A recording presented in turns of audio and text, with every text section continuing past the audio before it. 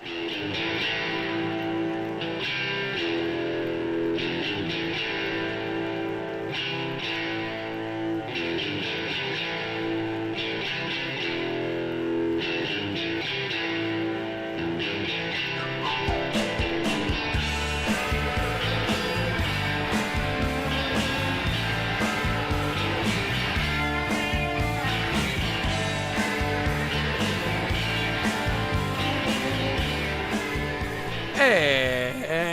brought to you live via St. Louis, Missouri. This is Bombers Game Mic.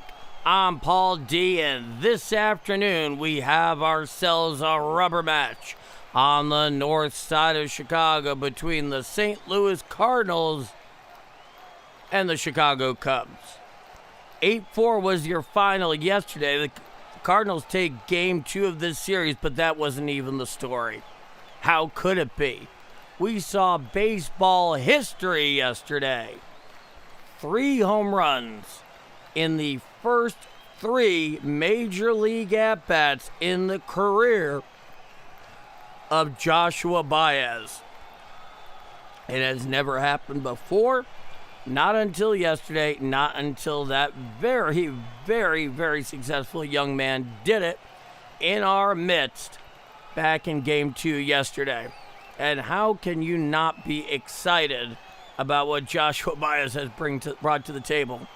We found out towards the very end of the game on Friday afternoon that he was getting called up yesterday.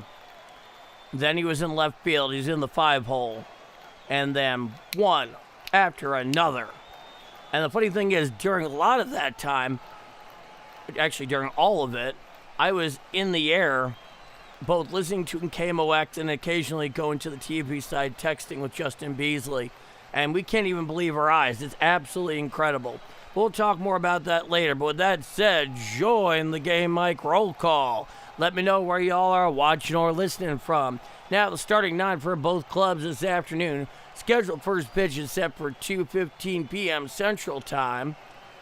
So, leading off for the St. Louis Cardinals at second base, the NL rookie sensation, J.J. Weatherall. Batting second at DH is Ivan Herrera. Batting third at first base is Alec Burleson. Batting fourth in right field is Jordan Walker. Batting fifth out in left field, the aforementioned Joshua Baez. Batting sixth in center field is Nate Church. Batting seventh at shortstop is Mason Wynn. Batting eighth behind the dish is Jimmy Crooks. And batting 9 in the hot corner is the rook Blaze Jordan. Now the starting 9 for the Chicago Cubs here in the rubber match. Leading off in center field is Pete Crow Armstrong. Batting second in right field is Seiya Suzuki. Batting third at the hot corner is Alex Bregman. Batting cleanup in left field is Ed Happ. Batting fifth at second base is Nico Horner. Batting sixth at first base is Ramirez. Batting seventh at shortstop is Dansby Swanson. Batting eighth at DH is Michael Conforto. And batting ninth behind the dish is Amaya. Those are your starting 9 for both sides here in the rubber match. Now going for the Cardinals this afternoon is the fellow who has effectively replaced the departed via trade Dustin May. And that, of course, is the 26-year-old right-hander Hunter Dobbins, who in 9 games this year with the big league club is 2-3 with a 3.40 ERA, 45 innings pitched, 42 strikeouts in that span, and a whip of 1.31. He's done a nice job. Had an okay start last time against Philadelphia. It was saddled with the loss, but also a lot had to do with the fact the Cardinals just didn't come through that night overall. And starting for the Chicago Cubs this afternoon is the right-hander, 28 years old, Edward Cabrera. In 14 games this year, he's 5-4 with a 5.10 ERA. 72 1/3 innings pitched for Cabrera, 65 strikeouts in that span, and a whip of 1.40. So those are your starting matchup. So join that Game Mic roll call. Let me see where y'all are watching or listening from.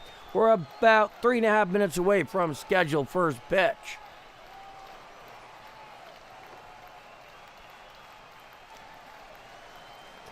Jack. Hi, guys. Hi, Jack. Couldn't find you yesterday. Everything good? Yeah, everything's fine, David Hodge. I actually did put up on a community post the night before, albeit it was late. It was around 11 p.m., just as soon as I found out. Shortly after I finished calling Friday afternoon's game, I found a good price on a flight that would get me back home to St. Louis literally the next morning. And then a couple hours later, I found that my flight got scratched, and I was just immediately automatically rebooked into the one that left at 1:35 yesterday, which was right before the game would have started in Eastern time, and I had to make the sacrifice. But I did put it up on the community post. I always let you guys know what's going on in the community post in as timely a manner as possible. And yes, I definitely saw Baez big time, in real time no less. Flight issues indeed, Jeremiah. Alrighty, let's see here. Justin Beasley doing Justin Beasley things. Good afternoon, chat. Welcome to the stream. If you're enjoying today's broadcast, please sure to drop a like. Want to see more? Subscribe and ring the bell. On the road to 1.4K. Absolutely. The Fire Phoenix. Let's go. No doubt. It's good to see you, Fire Phoenix. Hi, guys. Reports out of Bradenton, Florida are that longtime Yankee pitcher Tommy John has passed away at the age of 83 after a prolonged battle with several illnesses, including bladder cancer. Yeah, Harold, it was something that was kind of anticipated. It was something that was kind of being talked about, kind of low-key. But he was a very good pitcher. And, of course, the surgery that bears his name has changed the sport, I would think, largely for the better. Certainly saved a great many careers, no doubt. Fascinating impact. Yes, rest in peace, Tommy John, indeed. Go Cards. All right. Yeah, I can't wait to see what happens either with Baez today. I mean, yesterday he was all over Cubs pitching like crows on curly fries, and you got to be really happy with that. I mean, there's no way he couldn't be. And just the power that he possesses is just prodigious. It's just imbued in him. And it's really something to behold. Let's see what we got here. One moment. And a $1 super chat from Jeff Coleman. Speaking of which, I mentioned this the other day, but I couldn't show it, obviously. Things he sent me. This very nice Panera travel coffee mug. It is so nice. It's light. It's well made. Wonderful for such things. And of course, the permanent home of my Red Bull here on Game Mike is very nice Panera sippy cup here, which I'm very fond of. So Cabrera and the Cubs have taken the field. They're wearing their home whites and light blue pinstripes with their standard blue cap with the red C emblazoned across the front.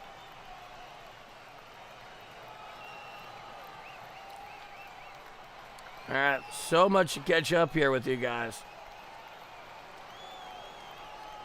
Well, I think it's hard to compare because we'll never know exactly how good Oscar Taveras would have been. So it's it's not an easy comparison to make there, Fire Phoenix. Yeah, he's been choir guy. He is quite incredible. I will get to the rest of the chat here in the moment as the Cubs have taken the field. In the on-deck sector is J.J. Weatherall, who's stepping into the box. Cardinals wearing road grays, navy caps, and helmets with the red STL interlocking on the front.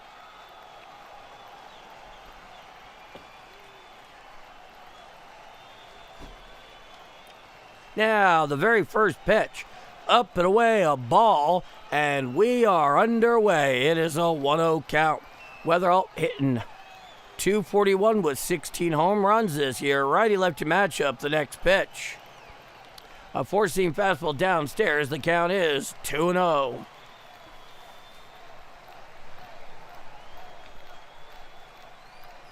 He comes motion, the 2-0 to Weatherall.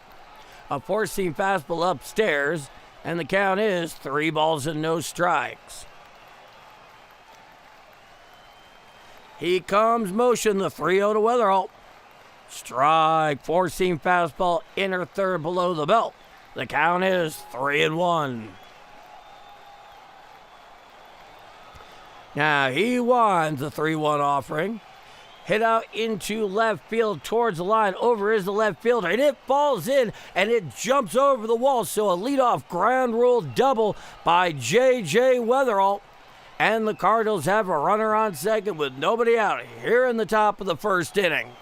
And that one, he just was steering by sheer power of will. It was a four-seamer on the inner third. He went the other way with it. The left fielder had to come up a bit short there with the stand so close. It just goes fair and then hops over the wall and into the stands for a ground rule double. Now here's Ivan Herrera, righty-righty matchup with the runner on second, nobody out. He comes set at the stretch, and Cabrera deals. A slider down away in the dirt. The count is 1-0. Herrera's hitting .248 with 13 home runs, 51 RBIs. Yesterday, he got plunked twice for the first time in 21 games. 27 times has Herrera been plunked now all year.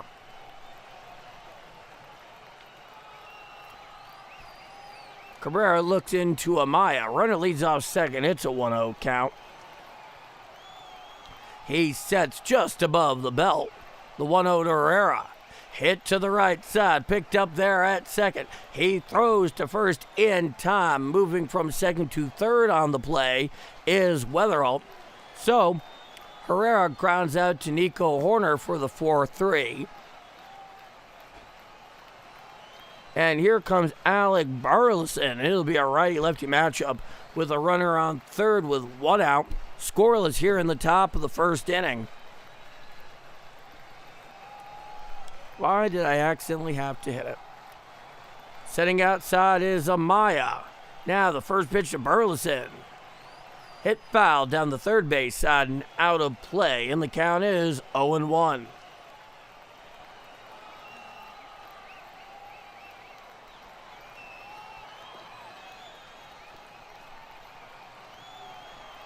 Now Cabrera does come set as he looks into Amaya. They seem to be having trouble getting on the same page. He's moving very slowly. From the stretch, the 0-1 to Burleson. A changeup away, ruled a ball. The count is 1-1. Good to see you, Brother Joe. Raymond Gasquet. I'm glad you dig it, Raymond. Now the 1-1.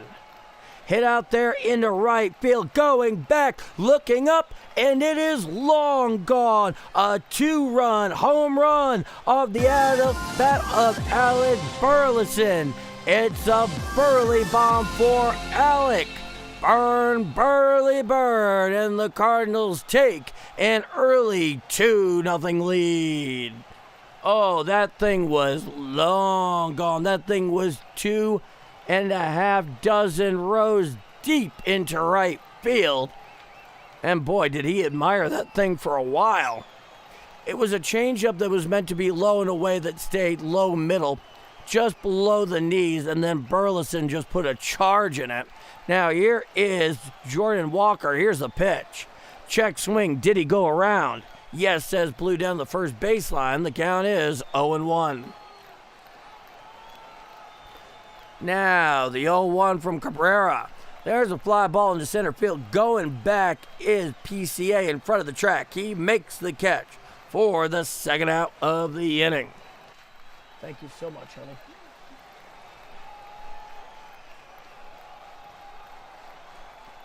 Oh, boy. Yeah. Yeah, a little bit further, a little higher launch angle. That would have been out on the street. No question. Now here comes Joshua Baez, the first pitch of the day. Strike, slider, right down Broadway below the belt. The count is 0-1. Now the 0-1 offering. There's a fly ball in center field. Going back is PCA. Front of the warning track, makes the catch in center field for the third and final out of the inning. 2 runs on one very big hit. The 2-run home run to right by Alec Burleson. No walks and nobody left on after 1/2 inning of play. It is the St. Louis Cardinals 2 and the Chicago Cubs coming to bat. I'm Paul D, and this is Bombers Game Mic. 2-0 Redbirds going bottom of 1.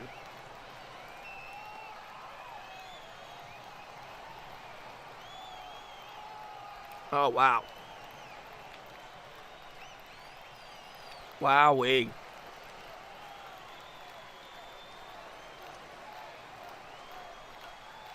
Am I feeling jet lag? No, Jordan Polo. No, I'm not. And my flight actually was fine. I cut it a little close in terms of getting to the airport, but you know, I've been through the rigors plenty of times in my life. I knew how to keep a cool head. I knew what I needed to do, and luckily, even though it was a very full flight, the Wi-Fi worked perfectly most of the time. It got even slightly earlier than was initially anticipated. And then last night, I got a fantastic night's sleep. I think I slept without interruption for something like 11 hours. So I had one very single long dream where all the various constituent parts of it actually kind of agreed. So it was just like one really long, kind of boring but occasionally intriguing moments dream. And I'm very happy to be back. It was the best night's sleep I've had in a week. So, and with that, my voice will continue to improve. This tea will help too. All right, we are back here for the bottom of the first inning. Hunter Dobbins is on the bump this afternoon. He'll face PCA, Suzuki, and Bregman. And he has himself an early 2-0 lead to protect.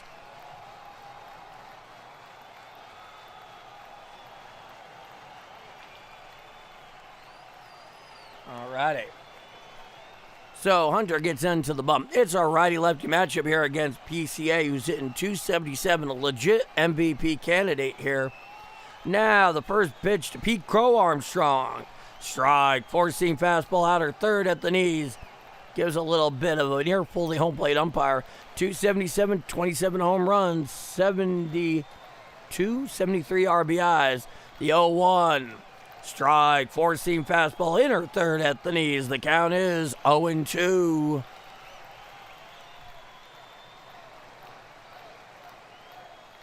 Sure does, Brother Joe. Looking in is Dobbins, who winds the 0-2. A changeup away, ruled the ball. The count is 1-2.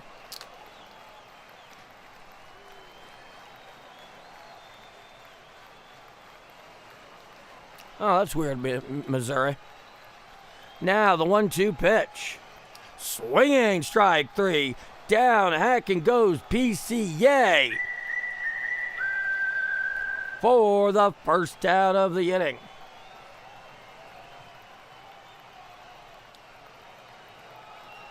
So, guten Morgen, guten Nachmittag, or guten Nacht to Pete Crow Armstrong. Now here is Seiya Suzuki. It's a righty-righty matchup. Nobody on with 1 out. The first pitch. A sweeper away, ruled the ball. The count is 1-0. Now, Missouri Gaming said that YouTube briefly muted me. Here's a pitch. A slider down and away. The count is 2-0. Is anybody else having audio problems? Out of curiosity, that's something I would need to know. Now he winds the 2-0 pitch. A four-seam fastball away, ruled the ball. The count is 3 balls and no strikes to Seiya Suzuki. Okay. I see a negative and a yes. That's kind of odd. Audio fine here. Okay. Here's the pitch. Fouled straight back on the sinker in. Count is 3-1.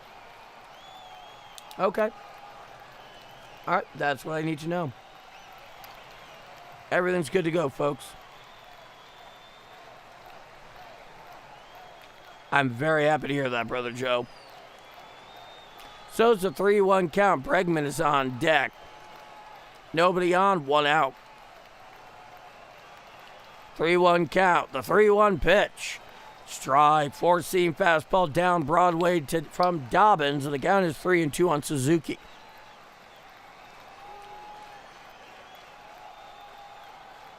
Baez flew out to center field for the 3rd out of the top of the 1st. Dobbins looking in. He comes wide. The 3-2. Called strike 3. 4-seam fastball on the inside corner. For the 2nd out of the inning. Suzuki gets caught in the observatory. Gets the old backwards K. Major League Baseball's impression of Cyrillic for the 2nd out. Now here's Alex Bregman. It'll be a righty-righty matchup. Nobody on with 2 out. 2-0 Cards lead the pitch. A slider strike on the outside corner to Bregman. The count is 0-1. Now here's the pitch. A curveball's down and away, nowhere near the zone. The count is 1-1.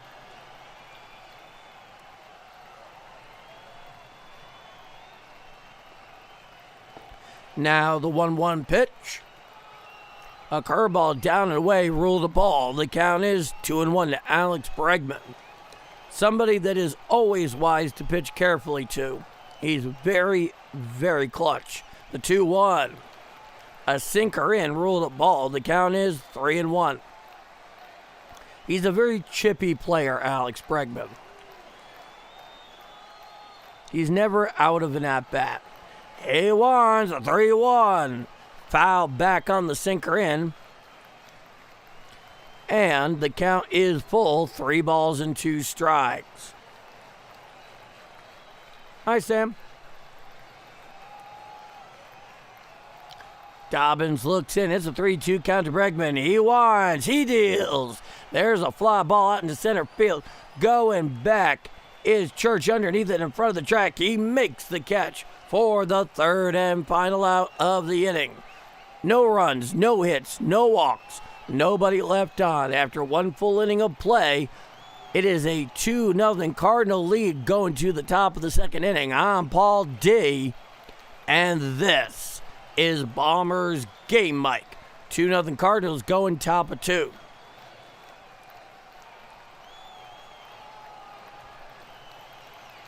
Good to see you, Philip.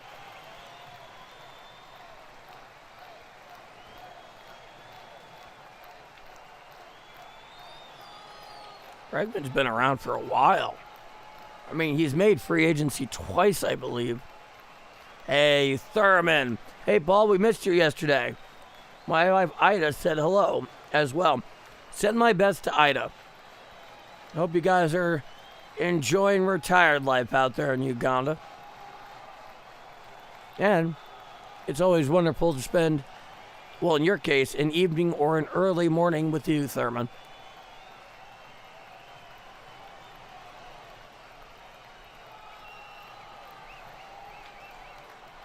Well, thank you, Jerry. The voice will improve as I continue getting more quality sleep. It's something that would happen to me even before I started calling ball games, where if I had a sustained period, either when I've been up and going too long, or just multiple days in a row where I just wasn't getting any sort of quality sleep, the voice would begin just to start going. Now, when you're calling a ball game almost every day, in case of tomorrow, too, that it takes a toll, but it'll start coming back pretty quickly now that I'm home.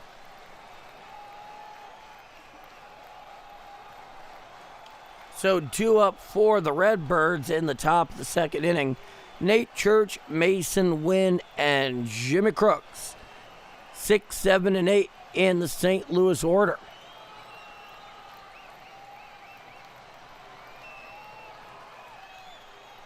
I'm glad to hear about that, Stephen Rissler. Congratulations.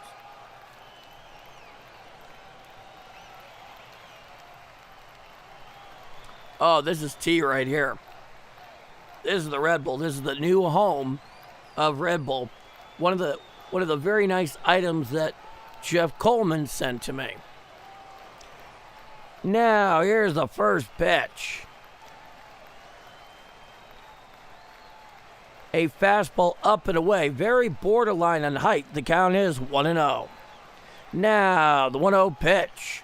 A curveball low and away, and the count is 2-0 here to Nate Church. Nate Church hitting .236 with 9 home runs, 39 RBIs. It's a 2-0 count. Coming winds Cabrera, the 2-0 pitch. Fouled straight back on the four-seamer in, and the count is 2-1. Yeah, this one has both lemon and honey. This time I went English breakfast tea. Now here's the pitch. Check swing. Did he go around? No, said blew down the third baseline, and the count is 3-1 to Nate Church. Nobody on, nobody out. Top of the second inning, 2-0 Cardinals. Difference in this game, the 2-run home run by Alec Burleson in the top of the first inning. Now, here's the pitch. There's a fly ball into center field. Going back a couple of steps is PCA in front of the track. He makes the catch for the first out of the inning. So Nate Church flies out 8 for the first out. And here comes Mason Wynn. It'll be a righty-righty matchup.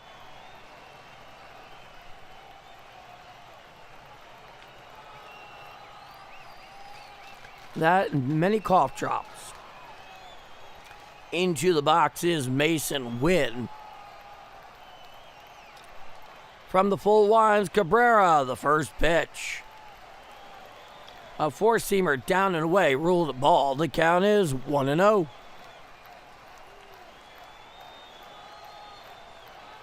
Now the 1-0 pitch.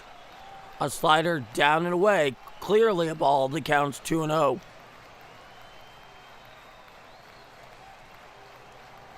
Oh, that's interesting, Roger. Now the 2-0 pitch. A four-seam fastball away. The count is 3-0 to Mason Wynn. Nobody on with 1 out. Top of the second inning gets a 2-0 Cardinal lead. Mason Wynn takes a practice swing and gets back into the saddle. Coming winds Cabrera, the 3-0. Strike. Sinker on the inside corner, about knee high. The count is 3-1. Though, Roger, interestingly enough, the 3-1 hit to the left side. Charging in as the third baseman, Bregman. He throws across in time to get Wynn for the second out of the inning. It was very slowly rolling up towards Bregman at third. He had to charge in, barehand it, and then throw across his body. I am actually surprised Mason Wynn did not beat the play there, given how slowly developing it was. Honestly, I don't think he was going all the way. He wasn't going all out smelling infield base hit. Seemed like he was slightly dogging it. And you know me, I don't make that accusation lightly. Now here is Jimmy Crooks. Here's the pitch. Hit out there in the right field, going over Suzuki, and it's over his glove, and it's up against the ivy in right field. Going into second with a 2-out stand-up double is Jimmy Crooks. And the Cardinals have a runner on second with 2 out here in the top of the second inning. Well, let's see here. It looked like it was a slider up. And then Crooks just turned on it. Suzuki nearly got it on the run, but it was over his glove, hit the warning track, went up and bounced off the ivy. Jimmy Crooks with a stand-up 2-out double.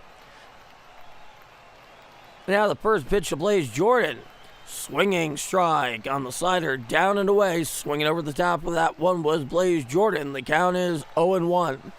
Sitting .247, 2 home runs, 23 RBIs. Hit that home run yesterday. Coming set Cabrera. The 0-1. Swinging strike on the slider, down and away. Very similar to the one before it. And the count is 0-2.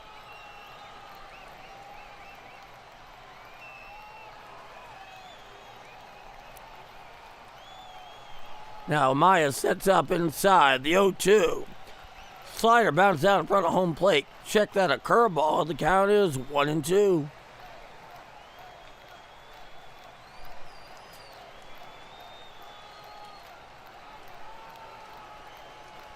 Jimmy Crooks leads off second. Cabrera sets above the belt. The pitch. A slider well away, and the count is 2-2.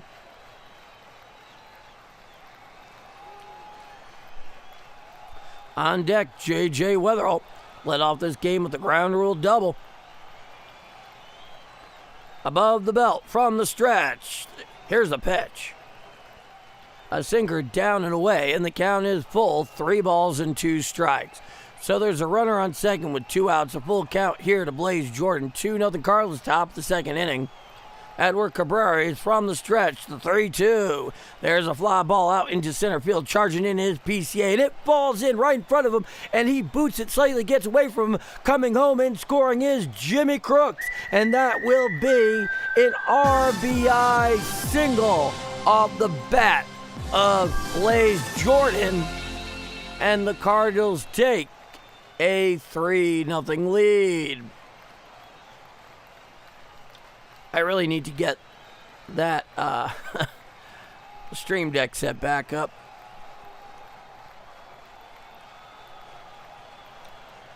I don't think anybody's complaining about hearing the whistle. Now here is J.J. Weatherall. Here's a pitch. Foul back on the pitch, up and in. The count is 0-1. So a runner on first with 2 out, following the 2-out RBI single by Blaze Jordan, which has made it a 3-0 Cardinal lead. Righty-lefty matchup. Cabrera comes set. He throws over to first. Back in time is Blaze Jordan. And Jeff Coleman with the $1 super. Thank you so much, Jeff. Cheers to you.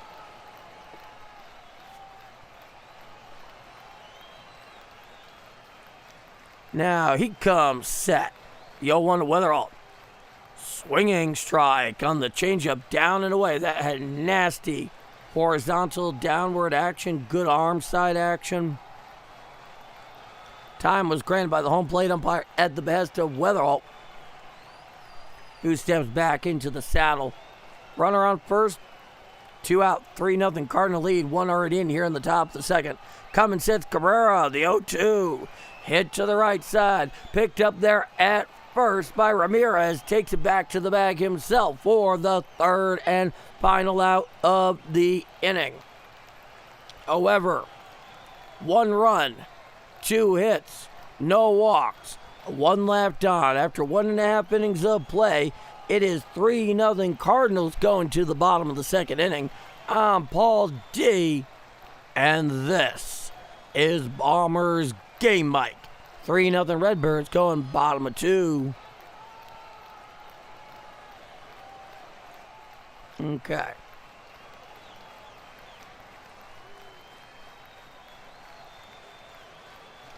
Go Cards. Props to the fans at Wrigley who gave Baez a standing O when he flied out on his 4th at-bat. I guess you'll take it.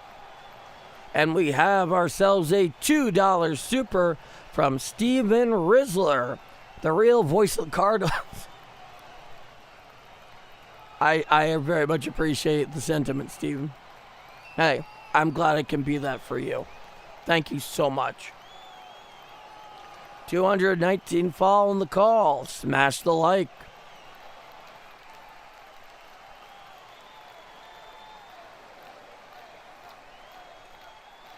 All righty.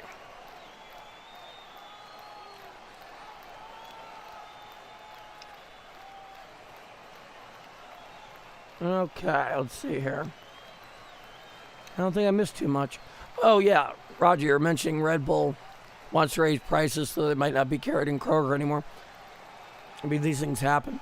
Though, interestingly enough, Roger, I've never actually lived in a place where Kroger was the grocery store. It's never been part of the offerings. Oddly enough, most of America is that place. I just haven't lived in any of them. Well, thank you, Jeff. We'll see. And then tomorrow they have the split doubleheader, so I have a lot of baseball ahead of me. So I'm doing everything I can to, save my voice where I can. So we are now going to the bottom of the second inning. Due up for the Cubs, Happ, Horner, and Ramirez. 4, 5, and 6 in the north side order.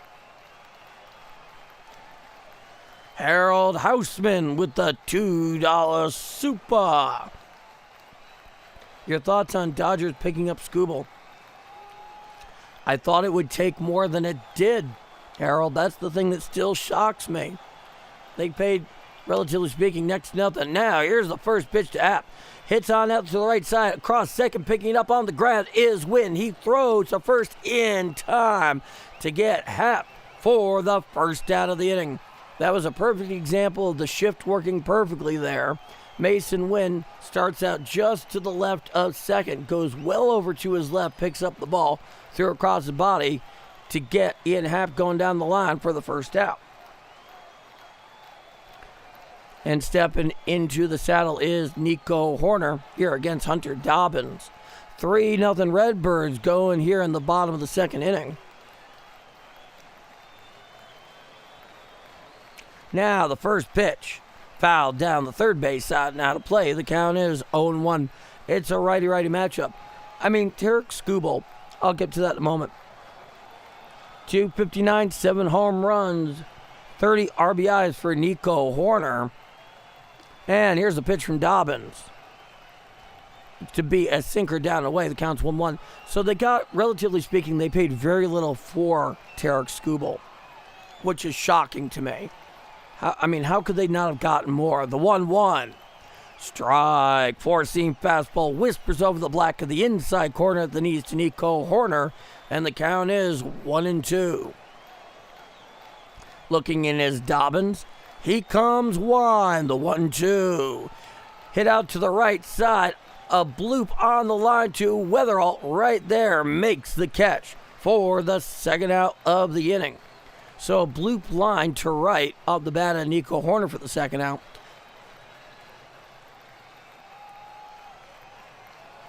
And that'll bring up the first baseman Ramirez for his first at-bat, his first plate appearance. Righty-lefty matchup. He comes wide. The first pitch from Dobbins. Hit to the right side. Picked up on a cobble up by Weatherall. He throws to first in time for the final out of the inning. No runs, no hits, no walks. Nobody left on. The Cubs go down in order. The Redbirds have a 3-0 lead going to the top of the third inning. I'm Paul D, and this is Bombers Game Mike. So I thought it would take a lot more. I don't know why they weren't able to get a lot more. There may have been a lot of reservations on the health of the elbow. That's the only thing I could guess, right? Because he had the Skubal scope, which for a baseball player, he was the first one to get a nanoscope, I think is what they called it. Even though he had a good body of work preceding the trade. And like with any aspect of human physiology and kinesiology, and certainly with a pitcher, you have an injury in one area, the elbow, potential injury. It can also create injuries in other areas due to compensating for said injury. That's the only thing I can think of. That, and of course, he's a half-season rental, despite the fact when fully healthy, he has been the best pitcher in baseball. Do I think it's great for the game? Probably not.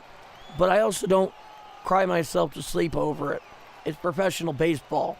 The Dodgers are doing exactly what they should be doing, which is acquiring talent to win. And they were able to do it. And so I don't lose sleep over that. I know there's a lot of fans who don't look at it that same way. But as far as I'm concerned, this is a professional game. They're looking for the best results. All I can do is say, hey, I hope my teams do the same thing. And of course, having one foot in the Yankee camp there, I'm in no position to lecture any team on how they acquire talent. But even that aside, like I said, it's Major League Baseball. These are the pros. The Dodgers are doing exactly what every other team should be trying to do.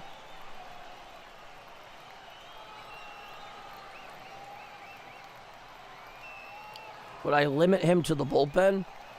Not that I'm aware of. I mean, they certainly did not pay for a bullpen arm. They paid for a front-of-the-rotation starter. That's what they need, unless there's some kind of injury issue, which, as far as I know at present, there is not. I haven't seen anything that's happened to Skubal. But in working condition. You don't put, you don't leave your best horse out of the Kentucky Derby. Even though Yamamoto's pretty darn good. All right, due up for the Redbirds, Herrera Burleson, and there's a fly ball on the left side, and it's about 5 or 6 rows deep. The count is 0-1. Ivan Herrera is at the plate. He's 0 for 1 this afternoon. It's a righty-righty matchup. 3-0 Cardinals, 2 in the first, 1 in the second. Edward Cabrera back out there for his third frame. Coming 1, the 0-1 Herrera. A sinker in, check swing. Did he go around? Yes, says Blue down the first baseline.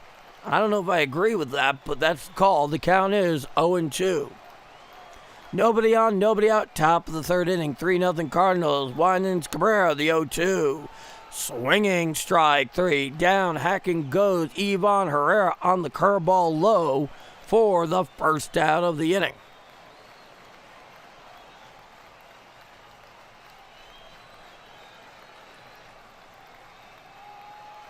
Very interesting go-karts.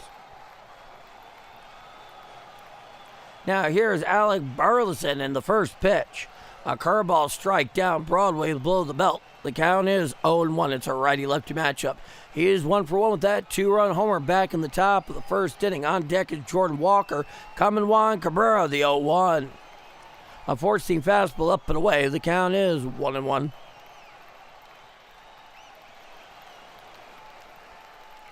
Cabrera comes wide. He deals. Hit to the right side. Picked up by Nico Horner on a hop. He throws to first in time. So Burleson grounds out 4-3 for the second out. And here comes Jordan Walker.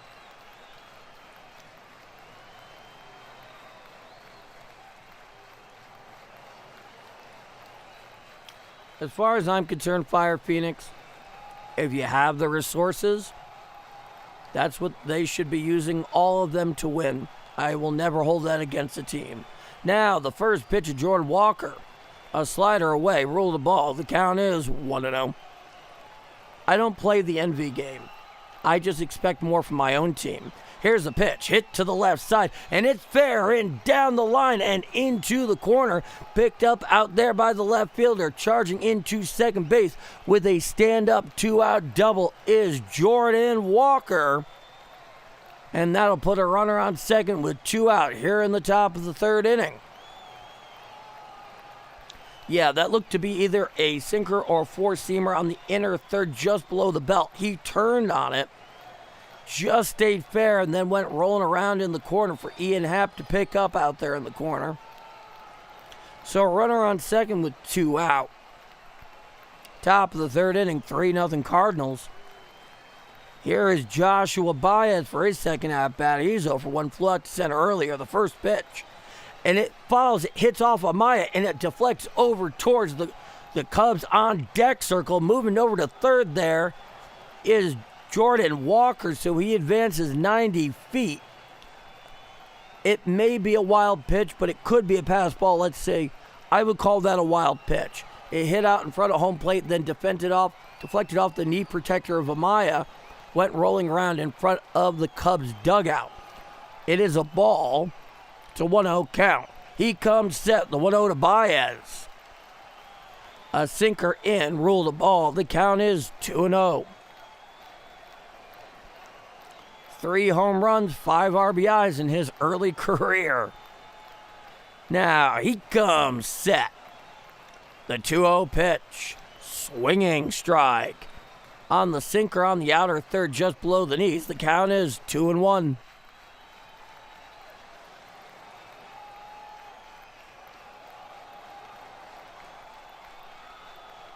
Walker leads off third with 2 out. 3-0 Cardinals here in the top of the third. The pitch. Check swing on the breaking ball away. Slightly gets away there from Amaya. It is ruled a strike. He went around. The count is 2-2.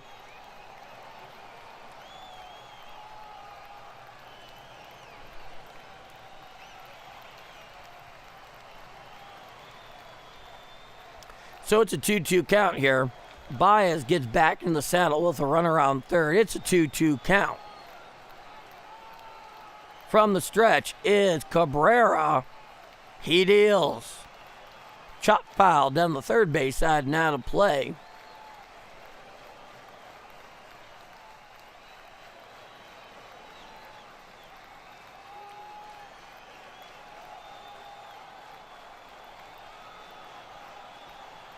Now, from the stretch is Cabrera. He deals to Baez. A slider, correction, a curveball up and in, ruled a ball. The count is full, 3-2.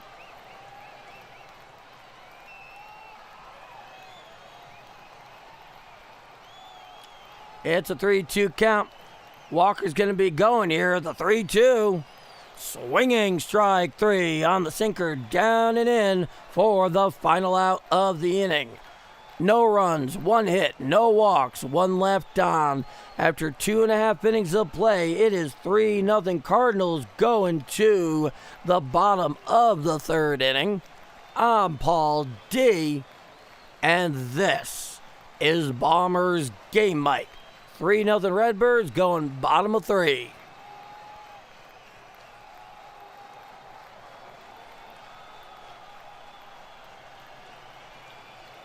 Yeah, he finally struck out. He is mortal. You know, that's the interesting thing about major league pitchers is they do actually adapt fairly quickly if they're any good. They have to. And major league talent is always looking for insights. Just a little crack in the door from which to exploit a player at the plate, especially a rookie. So yesterday on that first home run, you know, that was clearly, it looked to me at least, the product of Boyd seeing like, hey, can he handle some major league heat, namely my own? And we all learned the answer to that question very quickly. The next at bat, they went almost straight off speed pitches to him, pitching him backwards. He could hit that too. And on top of that, we got to see power to all fields. So right now, we're definitely seeing the Cubs and all of baseball, because everyone's attention is very, very squarely on Baez at the moment, looking for those little cracks, those little opportunities to try to exploit. And it's going to be contingent on Baez's success to be able to protect and adapt against that. That really is the game within the game.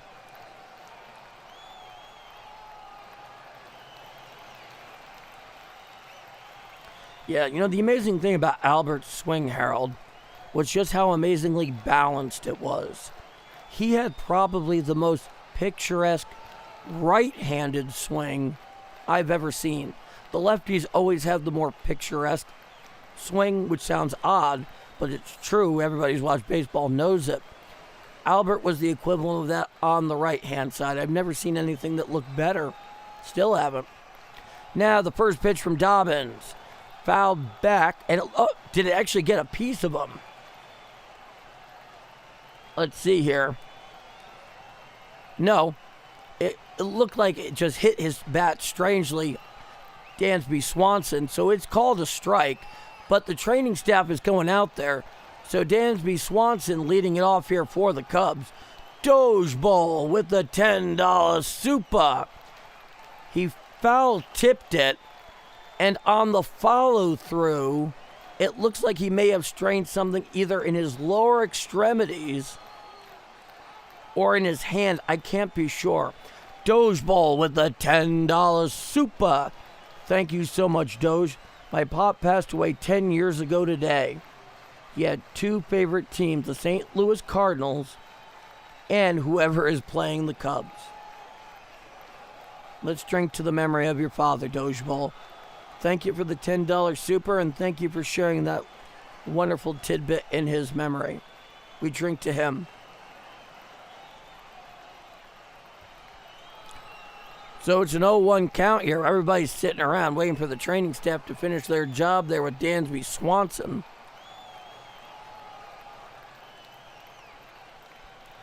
What is going on here? Are they pulling him from the game? I know as much as you know at the moment. 24 pitches here so far for Dobbins. The 3-0 Cardinal lead in the bottom of the third. Looks like they're doing an in-game, infield interview with Jordan Walker out and right. I don't like these. Namely because players need to play and not be involved with all the nonsense media-wise in the production. It's a different thing after the game, before the game, off days. But when you're in the field, I don't like this stuff. It has no place as far as I'm concerned. Don't bother the professionals while they're applying their trade. And it looks like we have a mid-at-bat pinch hitter here for Dansby Swanson. Apparently due to some kind of injury incurred on his follow-through in the swing and the miss of that first pitch from Dansby Swanson. What we got going on here? All right, let's see. It's the 23-year-old right-hander, James Triantos. Just called up 5 at-bats in his major league career, hitting .200 with a .400 OPS. Nothing to be said in the other categories. So, a recently called-up rook will face Hunter Dobbins with nobody on, nobody out, top, bottom of the third inning, 3-0 Cardinals. It'll be a righty-righty matchup here against Hunter Dobbins. Dobbins looks in, comes wide, the 0-1. A four-seam fastball up and away. The count is 1-1. Enter Triantos, a very highly touted prospect. He winds the 1-1. A sinker down and in, roll the ball. The count's 2-1. C-John, cheers to Dodgeball's dad. Got that right, C-John. It's good to see you. I completely agree, go-cards. They have no place in the game. And look at that. More action from the air show. This time a formation of 4. It's 2-1 count. Here's the pitch. A slider down and away. Rule the ball. The count is 3-1 to Triantos.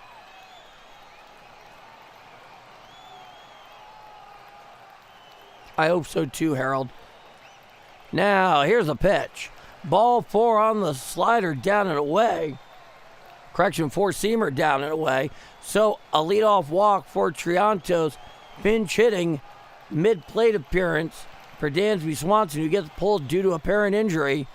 And he has a leadoff walk, and the Cubs have a runner on first, nobody out, here in the bottom of the third inning. 3-0 Redbird lead. Now here's Michael Conforto, righty-lefty matchup. Runner on first. From the stretch is Dobbins, the first pitch. A four-seam fastball up and away. Rule the ball. The count is 1-0.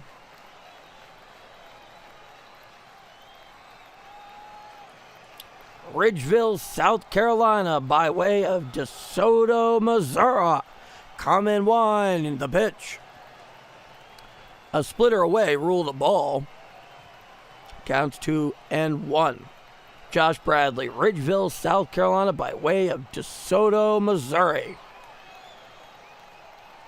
And now we have ourselves a powwow out on the mound. A lot of disruptions here in the bottom of the third inning so far. 3-0 Cardinal lead.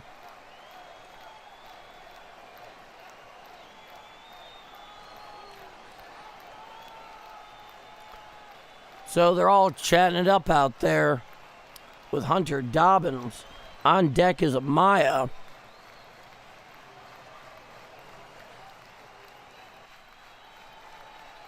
And the meeting has been broken up.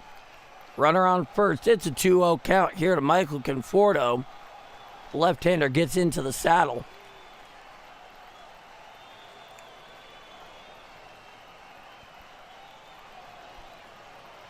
Now, setting at the birds is Dobbins, the 2-0. A four-seam fastball away, rule the ball. The count is 3-0.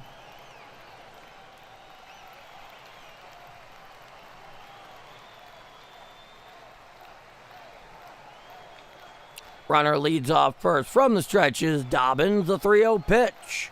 Strike. Four-seam fastball whispers over the black of the outside corner just above the knees. Count is 3-1 to Michael Conforto. 32 pitches so far for Hunter Dobbins here in 2+ innings of work. Runner leads off first, a 3-2. There's a fly ball out into shallow center field. Going back is Wynn. He makes the catch over the shoulder for the first out of the inning. So, Michael Conforto flies out, and the Cubs have a runner on first with one out here in the bottom of the third. And here comes the backup catcher, Miguel Amaya. 27-year-old right-handed bat with a runner on first. Amaya gets into the saddle. Righty-righty matchup. Runner leads. Coming set is Dobbins. The first pitch. Strike. Sinker on the inside corner at the knees. The count is 0-1. Miguel Amaya hitting .240, 4 home runs, 21 RBIs. He comes set. The 0-1. A sweeper down in the dirt. Blocked there behind the plate by Jimmy Crooks. Runner stays right there at first. The count is 1-1. Yeah, that air show has had quite an impact on this series so far. Quite entertaining stuff. I love air shows. Always have since I was a kid. Coming set is Dobbins. Runner leads the 1-1. A sweeper down and away, and the count is 2-1 here to Miguel Amaya. So there's a runner on first with one out here in the bottom of the third inning. 3-0 Cardinals here in the rubber match. The third of 3 here on the north side of Chicago. Hunter Dobbins comes set. The 2-1. Swinging strike. On the four-seam fastball up and away, and the count is 2-2 strikes. Oh, you can't stop talking about it, Josh Bradley. It was that amazing. It was Major League Baseball history. No one's done it before. Dobbins looks in. He sets at the birds. Runner leads off first. Thrown over to first, back in time is the runner with the head first slide. I mean, it was just that impressive. It was something very special. I'm glad we were all able to see it. Now the 2-2. A sweeper, a curveball bounced out in front of home plate. Nice pickup on the backhand by Jimmy Crooks, and the count is full, 3-2. No kidding, Josh. Oh, that's quite a roll there. The Blue Angels are fantastic. Now, come in set is Dobbins. The 3-2. Fouled straight back on the four-seam fastball. Count remains 3-2. In the few times that I've gone on vacation down in Destin, Florida, off on the distance since the Blue Angels are based in Pensacola, I've seen them practicing before. And when I'm back there in a couple of weeks, I hope to see him again. Dobbins comes set. Now the 3-2 to Amaya. Swinging strike 3 on the breaking ball in. For the second out of the inning. Amaya goes down hacking for the second out.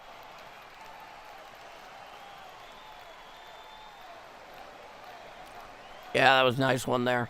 It looked like it was a sweeper on the inner third.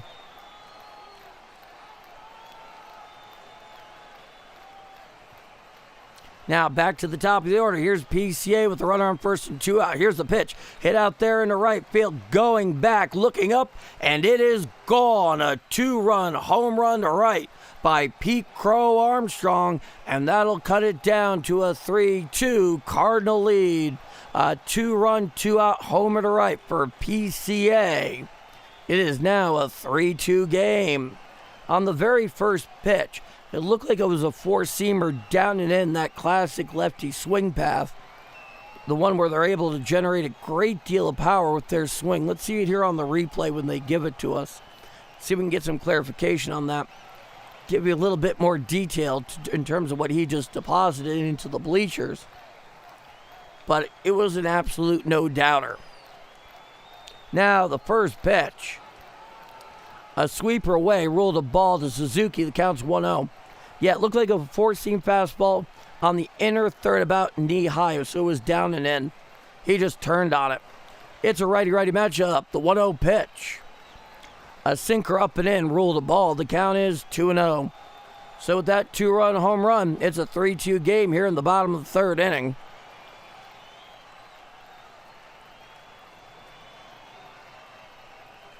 Now, here's the pitch. Swinging strike on the slider, down and away. Swinging right through that was Suzuki. The count's 2-1.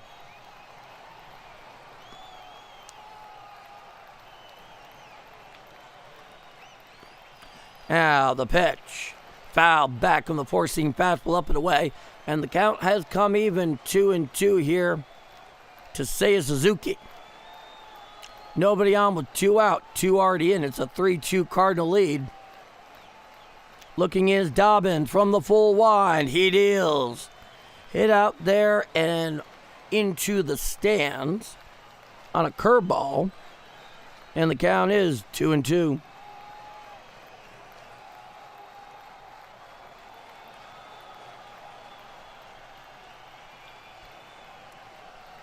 Back under the bump is Dobbins. He deals. Called strike three. Slider on the outer third, just below the belt. For the third and final out of the inning. However, 2 runs coming off of one very big hit. The 2-run home run to right by Pete Crow Armstrong. 1 walk and nobody left on. We go to the top of the fourth inning. It is now a 3-2 Cardinal lead. I'm Paul D. And if you're enjoying my call of Redbird action this afternoon here on Game Mike, you haven't done so already, but you feel I've earned it, please do leave a like. You have my eternal gratitude, and it's really helping this channel continue to grow. Get out there to more Cardinal fans who have a lot of trouble following this team right now due to the broadcasting issues. And if you're not already subscribed and you like what you see and hear, well, don't wait any longer. Hit subscribe. We'd love to have you aboard. With that said, 3-2 Redbirds going top of 4. Due up for the Cardinals in that top of the fourth inning, Nate Church, Mason Wynn, and Jimmy Crooks. 6, 7, and 8 in the Redbird order. Harold Houseman. Bombers Game Mike with Big Paul D is where it's at. It's always lovely to have you in the house, Harold.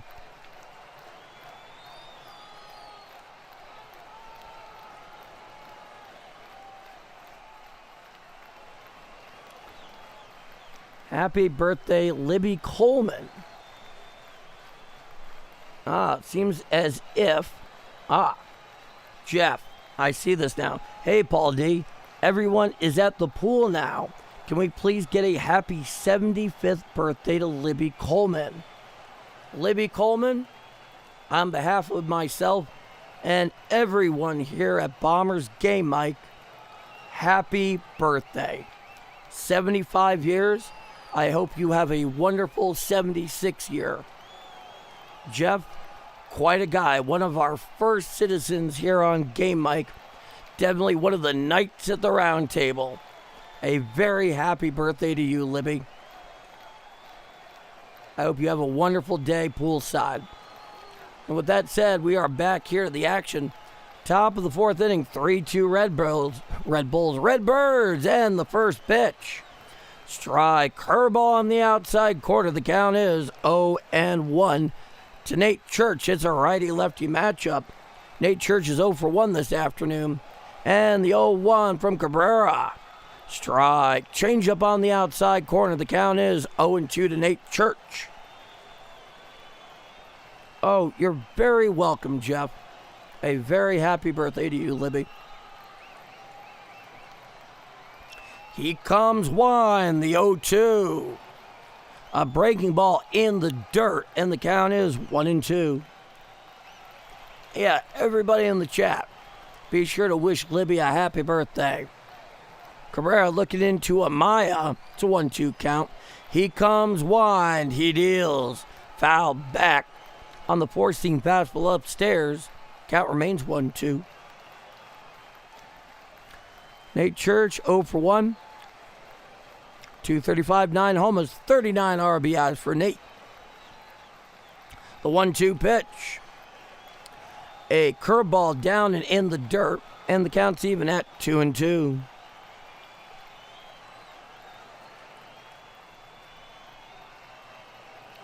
Very good, Eddie.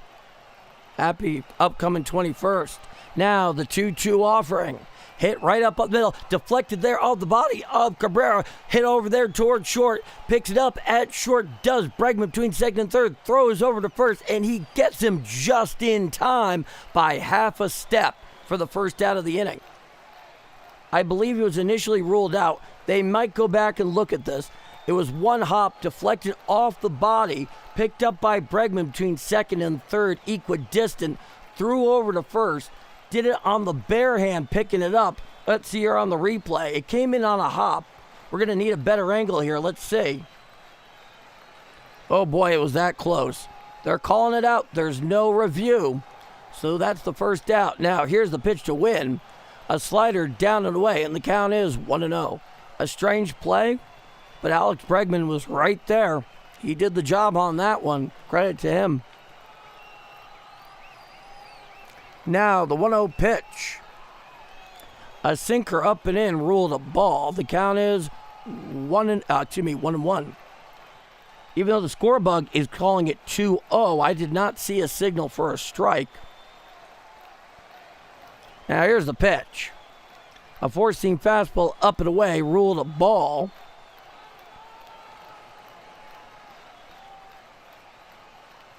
The score bug for the game is calling it 3-0. Here's the pitch.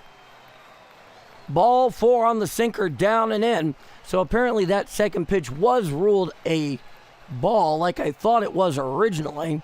So we have ourselves a one-out walk for Mason Wynn. So there's a runner on first with one out. Any error, confusion on that, it's on Paul D. Yeah, that play Bregman made on the deflection off the body of Cabrera was insane. Now, the very first pitch to Crooks. A curveball down and in. The count is 1-0. Crooks gets back in the saddle. He's 1 for 1. A double and a run scored. The 1-0 pitch. Foul tipped on the changeup away. The count is 1-1.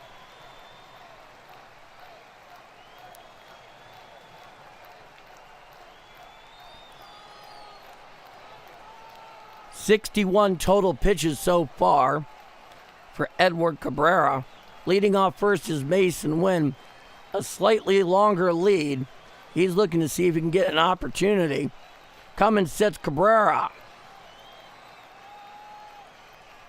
The 1-1. A changeup away, clear away. It is a ball. Counts 2-1.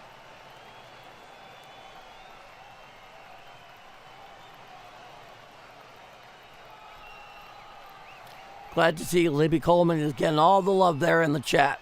Runner leads. Here's the pitch. A curveball up and away, ruled a ball. And the count is 3 balls and 1 strike. The Cubs are very, very resilient. Absolutely. They're not to be taken lightly.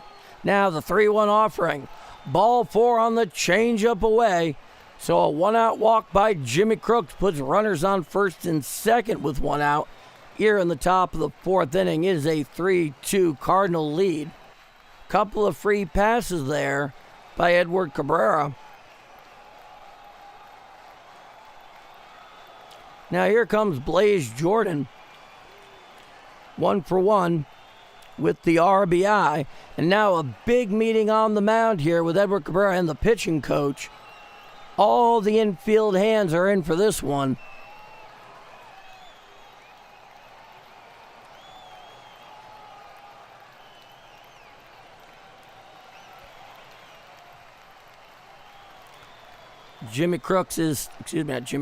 Blaze Jordan is standing by, waiting to get into the saddle.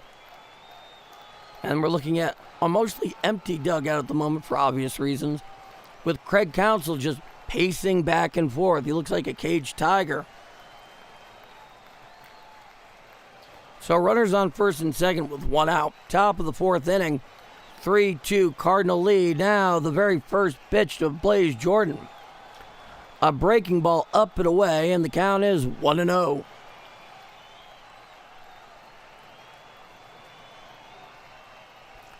Righty-righty matchup. From the stretch is Cabrera, the 1-0. Chop foul rolls over to the Cardinal on deck circle. Counts 1-1.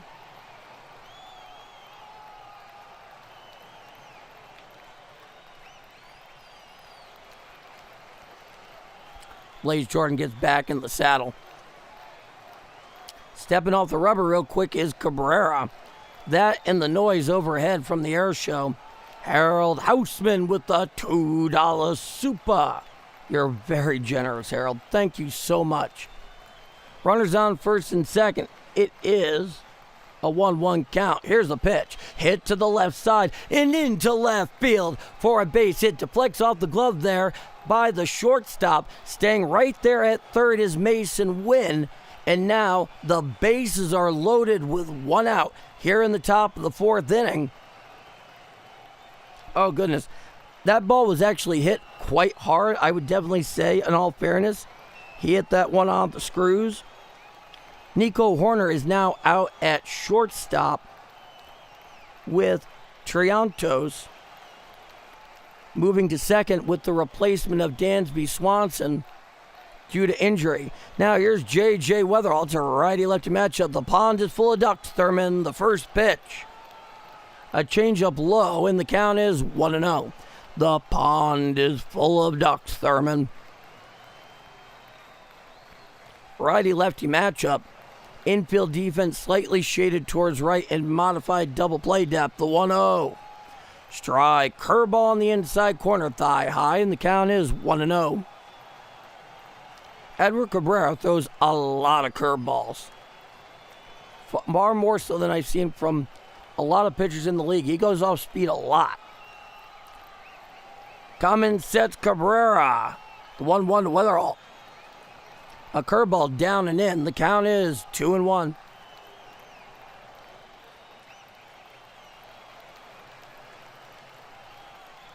J.J. Weatherall, a double and a run scored today. It's a 2-1 count. Cummins sets Cabrera, setting up away as Amaya, the 2-1. A changeup down and in rule the ball, and the count is 3-1. Nowhere to put J.J. Weatherall here if you're Edward Cabrera. Does he get aggressive here in this 3-1 count? We shall see. Herrera is on deck. Now the 3-1 pitch. Ball 4, but challenged immediately by Amaya. I think it was a ball. So ABS challenge incoming, the first of this game. Let's see what it says. Survey says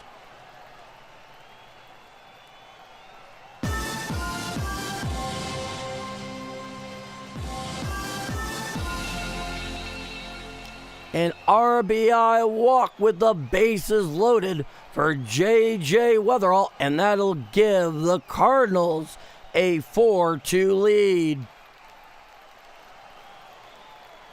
So the Cubs lose the ABS challenge there. They have one remaining in regulation. Cardinals still have both of theirs. Here's Ivan Herrera in the first pitch. A sinker away, ruled a ball. The count is 1-0. Jeff Coleman with the $1 super. Thank you so much, Jeff. Herrera's 0 for 2 with a pair of strikeouts. It's a 1-0 count. The pond is full of ducks, Thurman. The 1-0 offering. A sinker well inside and out of the zone. The count is 2-0. Thank you so much, Jeff. Greatly appreciated.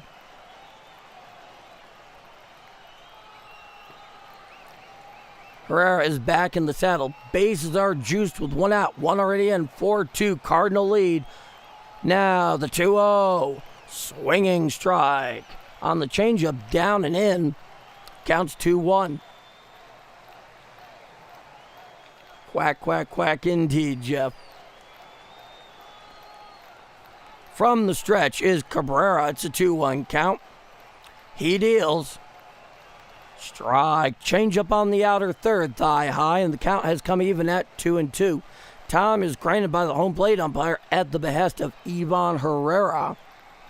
A Guar in Tulsa, Oklahoma is in the house. So the pond is full of ducks, Thurman. It's a 2-2 count with 1 out, 1 already in. Coming sets Cabrera. He deals. Hit out there in right field over near the corner is Suzuki. He makes the catch.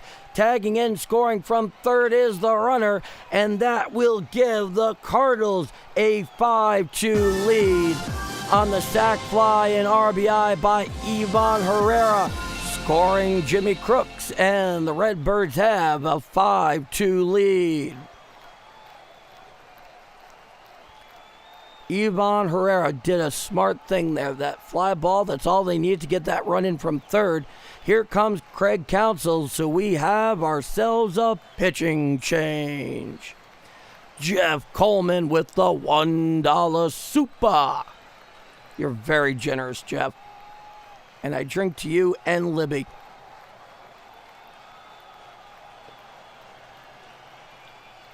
So we have ourselves a pitching change, folks.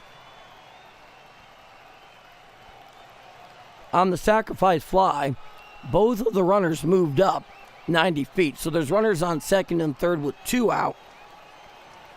Alec Burleson will be in the box when we get back from the pitching change. He's going is Craig Counsell to the 29-year-old left-hander, Ryan Rollison. In 43 games this year, Rollison has a record of 7-1 with a 2.27 ERA, 47 2/3 innings pitched, 47 strikeouts in that span, and a whip of 1.20. Not a great outing for Edward Cabrera. Really showing off that 5.10 ERA.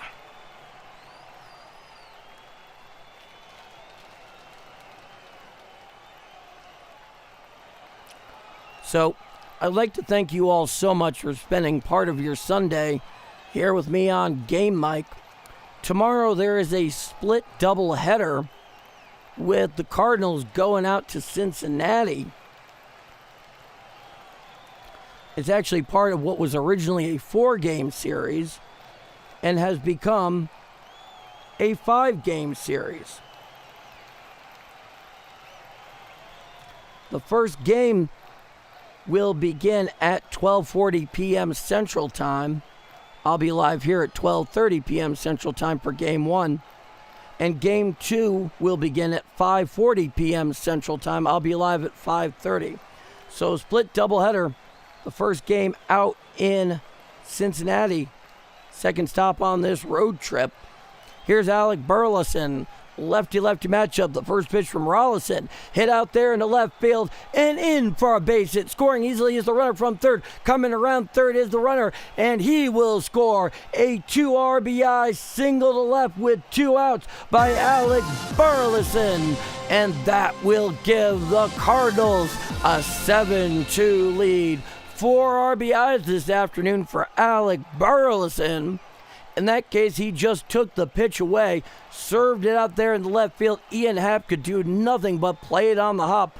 Both the runners on second and third scored easily. They were off on contact with 2 out. Here's Jordan Walker, lefty-righty matchup, the first pitch. A curveball well out and away. A very nice stop there by Amaya to make sure it didn't go to the backstop. The count is 1-0. So a runner on first with 2 out. 7-2 Cardinals here in the top of the 4th inning. And a $2 super from Jeff Coleman. Thank you again, Jeff. And the 1-0. A slider down and in rules the ball. The count is 2-0. Cheers to you, Jeff. 7-2 Cardinals here in the rubber match. Top of 4. Runner on first with 2 out. It's a 2-0 count. He comes set. He deals to Jordan Walker. Strike. 4-seam fastball. Paints the black of the outside corner about thigh high. The count is 2-1.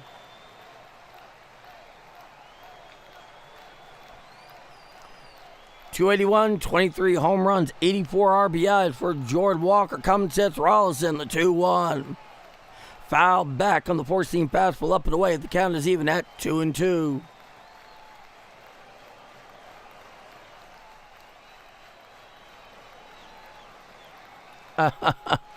I wish you could, but I don't drink. Medical condition.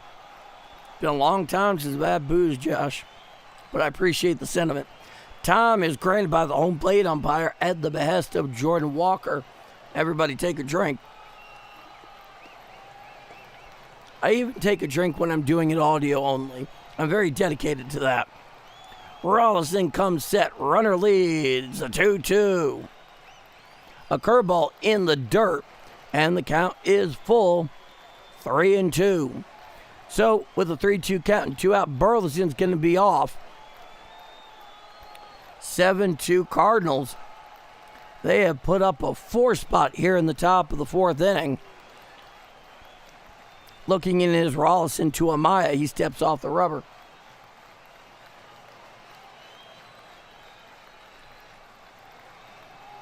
He's back onto the bump.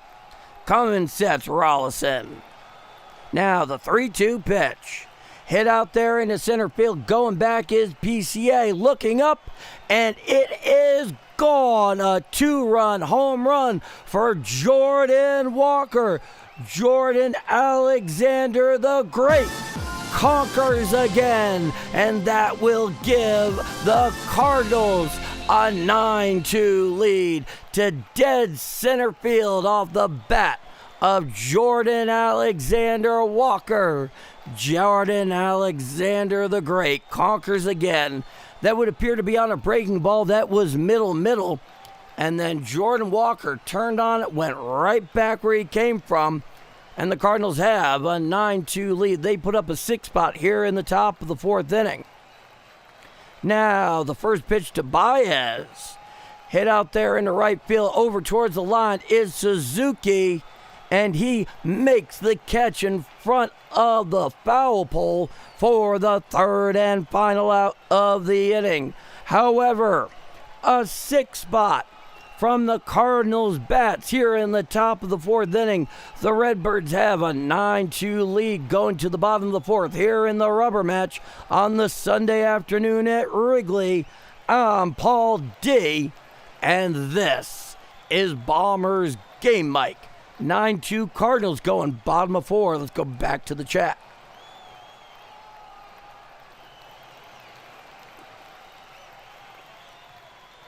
Okay. All right. Roger, heading to work. We'll rejoin soon. Be safe, Roger. Go up here. And a $2 super from Jeff Coleman. Jeff, you're too much.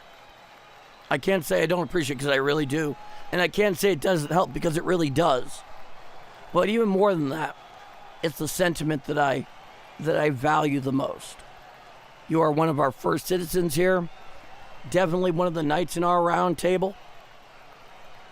And I can't thank you enough. And now a $10 super from John Wilms. Wentzville, Missouri is in the chat.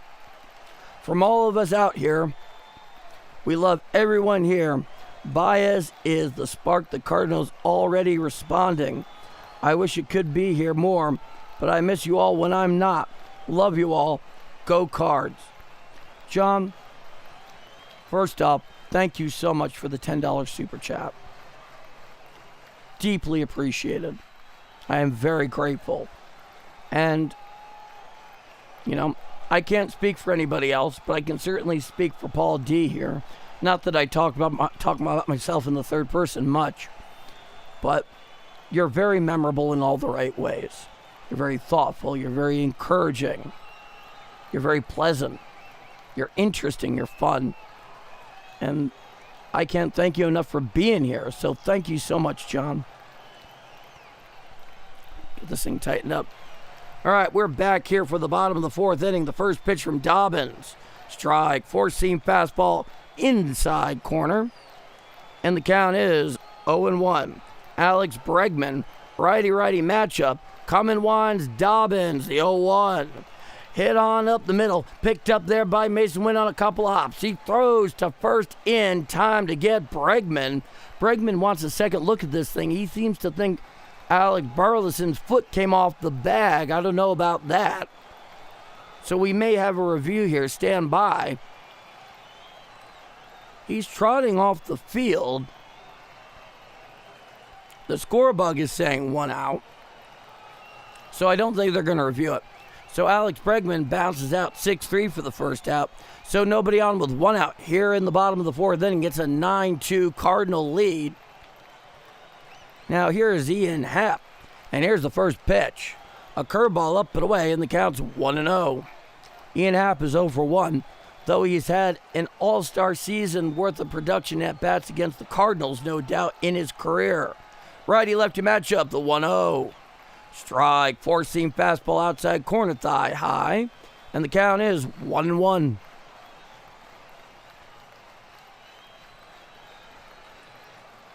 Yeah, here's the pitch. Strike. Sinker on the inner third, just above the knees. The count is 1-2 to Ian Happ.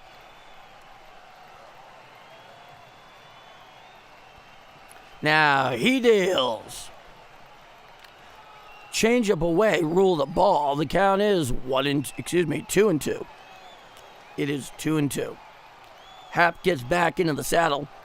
Dobbins looks in, setting up away his Crooks. He wants the 2-2. Hit to the left side and into left field for a base hit. Picked up near the line out there by Baez. Tossed back in. So Ian Happ has a 1-out single to left. And the Cubs have a runner on first with 1 out here in the bottom of the fourth inning.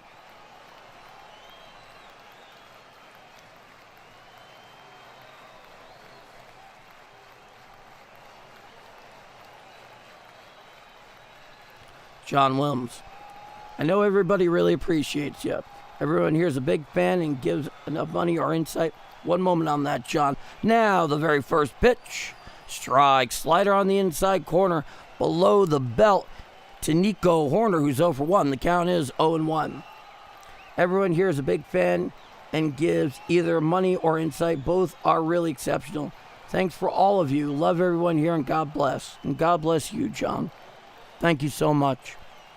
It's an 0-1 count. From the stretches, Dobbins. Runner leads off first. The 0-1 offering. A sweeper away. Rule the ball. The count is 1-1.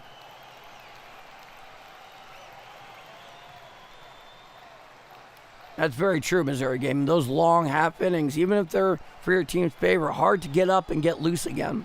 Dobbins from the stretch. The 1-1. Hit foul down the first base side and out of play in the four-seam fastball up and away. And the count is 1-2 to Nico Horner.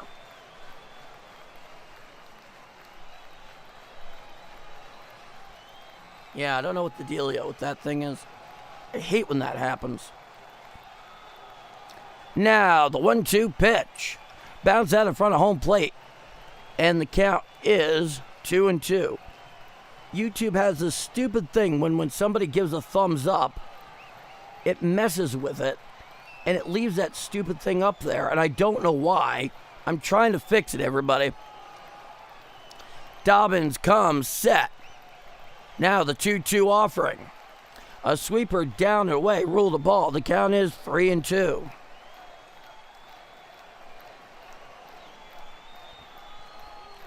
Yeah, but the camera doesn't usually do this on its own. That's the thing. I can only assume this is YouTube, and this is certainly nothing I endorse. Now the 3-2 pitch. Hit on up the middle. Picked up by Mason Wynn to the right of second. He throws to first in time to get Horner. The pitch, the ball was hit too far wide of second with nobody covering in the case of Mason Wynn. He only had the opportunity to go to first to get that second out. I'm doing everything I can to refresh this, guys, because it's on the YouTube side. It may take me some jostling in the half inning. Now here's the first baseman, Ramirez, righty-lefty matchup, runner on second. Here's the pitch. A slider on the outer third below the belt. The count is 0-1. I'm going to get this sorted out in the half inning, everybody. Stand by. Runner on second, it's no one count. Coming set is Dobbins, now the 0-1. Swinging strike on the splitter, down and in. Swinging over the top of that one was Ramirez, and the count is 0-2.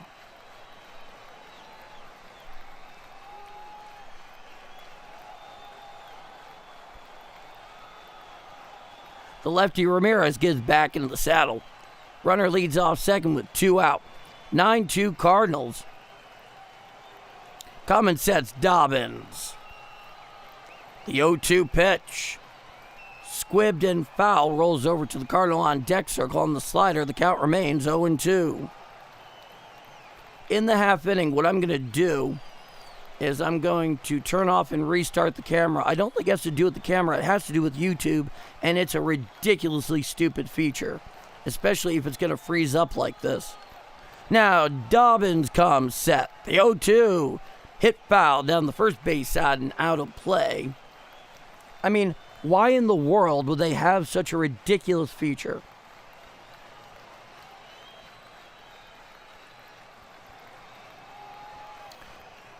So it's an 0-2 count. 9-2 Cardinals. Runner leads off second with 2 out, bottom of the 4th inning. Ramirez gets back into the saddle. From the stretch is Dobbins. The 0-2 pitch. Swinging strike 3. Dropped by Crooks. Throws over to first to complete the strikeout. For the 3rd and final out of the inning. No runs, 1 hit, no walks, 1 left on.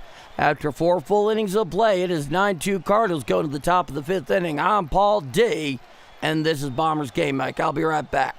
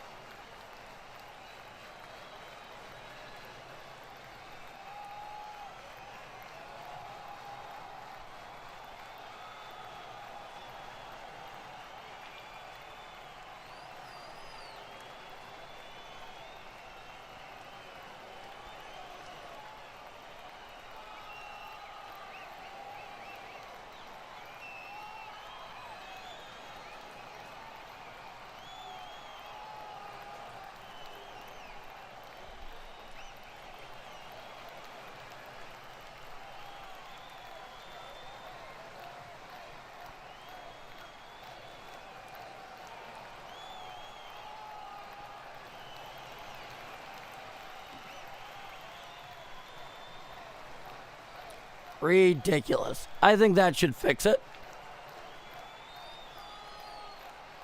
All right, fantastic. My apologies, everybody. I don't know what the deal was with that. But, God, what a feature to include. I know they do things like that in, like, Google Meet and whatnot. And it's like, fine, okay, a useless bell and or whistle. But on an active live stream?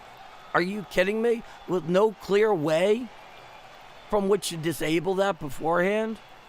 Very disappointing from a service who most definitely wants its cut and definitely takes it.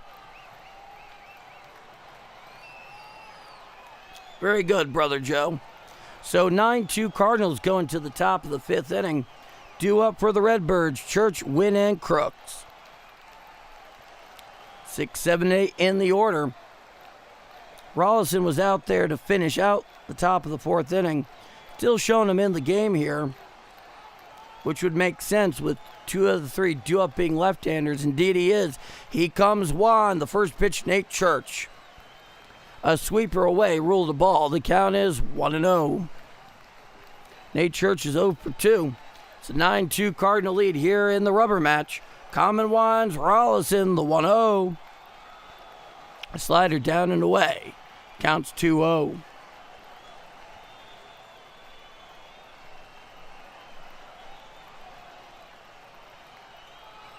Back in the saddle is Church, the 2-0 offering.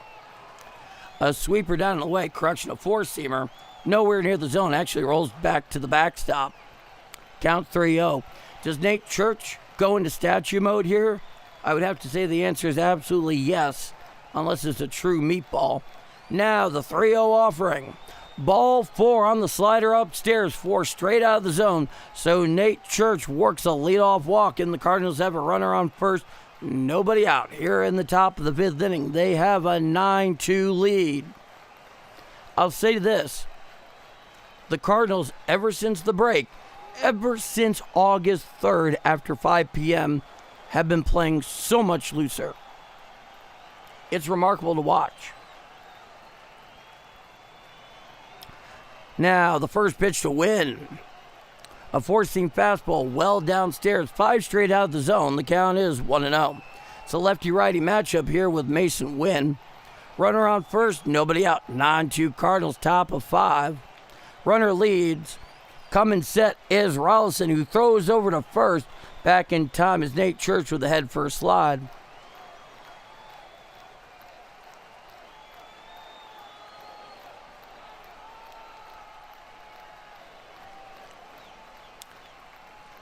Now, here's the pitch.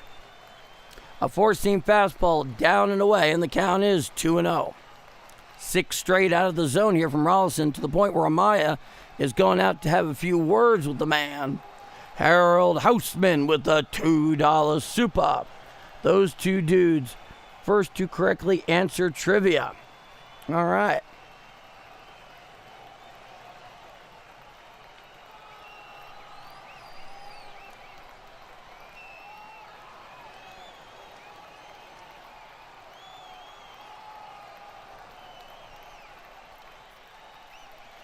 So the powwow out on the mound has been broken up.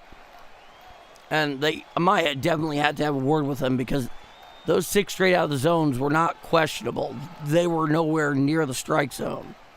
Back into the saddle is Mason Wynn. Runner on first, nobody out. 9-2 Cardinals, top of 5. Now the 2-0 pitch. Hit out there into center field. Going over a couple of steps to his left is PCA. He makes the catch for the first out of the inning. So Mason Wynn flies out 8 for the first out here in the top of the 5th. Now here comes Jimmy Crooks, who's actually had a pretty decent day. 1 for 1, couple of run scores and a walk. He's been in the middle of everything. It'll be a lefty-lefty matchup. Runner leads off first with 1 out. The first pitch of Jimmy Crooks. Strike, sinker on the outer third, thigh high, and the count is 0-1. He's hitting 180 with 4 home runs, 12 RBIs. We've seen flashes of what can really be a major league at-bat. Major league bat, to be sure. The 0-1. A sweeper down and away and in the dirt. Blocked well by Amaya. Picked up well by him. The count's 1-1.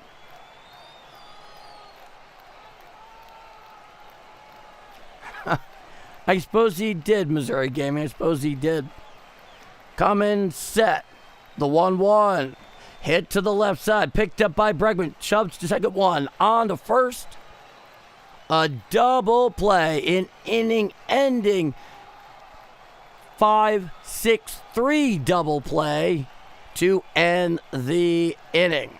So, no runs, no hits, 1 walk.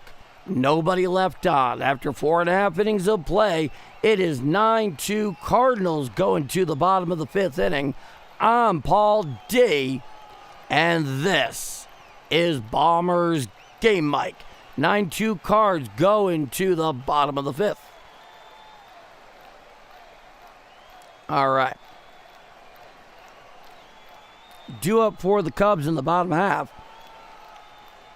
Triantos, who is the substitute for Dansby Swanson for whatever the exact injury he has.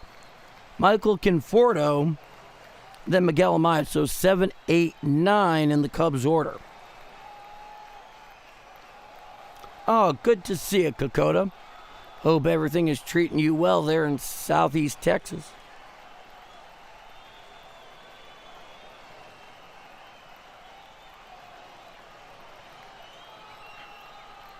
So, thank you all so much for spending part of your Sunday afternoon here with me on Game Mic. Big split doubleheader tomorrow in Cincinnati. The first 2 games in what will be, by virtue of that split doubleheader, a 5-game series against Cincinnati. It was back from that rain out on the Sunday afternoon game that followed the split doubleheader they played on the Saturday back in May in Cincinnati. And, of course, the next time they were in Cincinnati, it was August at that point for what was originally a 4-game series and a good old slew of games, and they knew what had to happen. So tomorrow will be certainly a long day for me, but one I certainly welcome, and one I hope you're able to join me for one, if not both, parts of each. Long story short, the sentiment is, it's great to have you. Anytime I'm not able to call a game, I really do feel like I'm missing out on the party. I have a lot of fun doing this. All right, we are here for the bottom of the 5th inning. 9-2 Cardinals. Triantos, Conforto, and Amaya. Righty-righty matchup. The first pitch from Dobbins. Hit to the left side. Picked up at third by Blaze Jordan. He throws to first in time to get Triantos for the first out of the inning. So Triantos grounds out 5-3 for the first out. Hunter Dobbins has been pitching very nicely this afternoon. 4 1/3, 2 hits, 2 runs, both earned, 1 walk, 5 strikeouts for Hunter. He has filled that Dustin May sized hole in the rotation very well. Now the pitch to Conforto.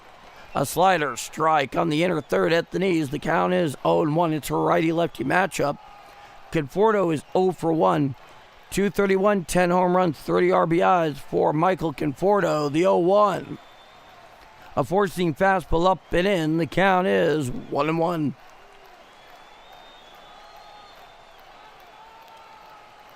It's possible, Jeremiah. Now the 1-1 pitch. There's a fly ball down the right field line, but it goes well foul. Had the distance, not the direction. It was on a splitter in. The count is 1-2. I'm feeling all right. It's a combination of things that have led to this. It's actually improving, believe it or not. Showing that Sphinx face of Ollie Marmol on the top step of the dugout. There's been some kind of delay here. I don't know what it is. I think they were changing up baseballs. Now the 1-2 pitch. A splitter down and away. Rule the ball. The count is 2-2. So Choir Guy, it's a combination of things. Just a lot of usage. Poor rest for a period of over a week. And my voice gets worn down. But now that I'm home getting quality rest, it's improving. Now, here's the pitch. A curveball downstairs, ruled a ball, and the count is full, 3-2. They change up the baseballs. I've been doing everything to just keep it mitigated, not to get any worse. Gargling with warm salt water frequently, drinking warm tea with honey, lozenges, the whole deal. It's just that and some more proper rest. Now, the 3-2 pitch. Called strike 3, challenged immediately there by Conforto. It was a slider on the inner third right around the knees. I think Conforto will win this ABS challenge, so let's see. ABS incoming. And the called strike 3 is overturned. It is ball 4. It missed low by 1.7 inches. A good challenge there by Michael Conforto. He works a 1-out walk, and the Cubs have a runner on first with 1 out here in the bottom of the 5th inning. It is a 9-2 Cardinal lead here in the rubber match. Game 3 of 3 here on Sunday afternoon. Now here's the righty catcher Amaya. Righty-righty matchup, the first pitch. A four-seam fastball well away. The count is 1-0.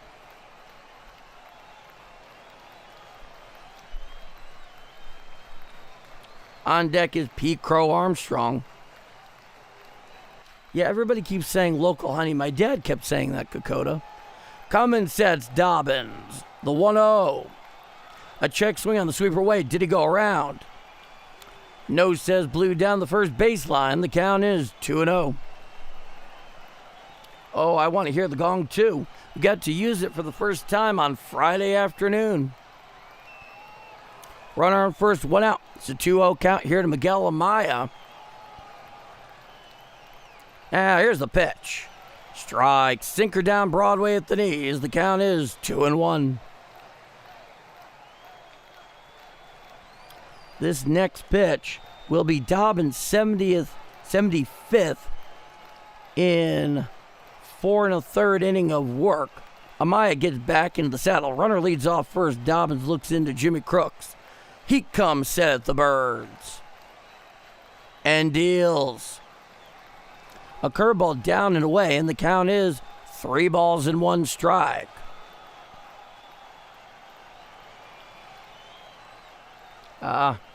Just the Coke in my case, Richard.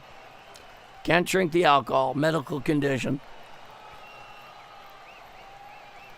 Now the 3-1 pitch. Ball 4 on the 4-seam fastball down and away. So Amaya works a 1-out walk. Following the ball 4 to Michael Conforto. And that puts runners on first and second with 1 out here in the bottom of the 5th. Now back to the top of the order is Pete Crow Armstrong stepping into the saddle. 9-2 Cardinals, righty-lefty matchup. Now, here's the first pitch. A splitter down and in, ruled a ball. The count is 1-0. Yeah, he does seem to be tiring. That and long half innings due to the prodigious Cardinal offense. Pete Crow Armstrong, 2-run home run earlier. Here's the pitch. Foul down the first base side. Now to play on the sweeper away.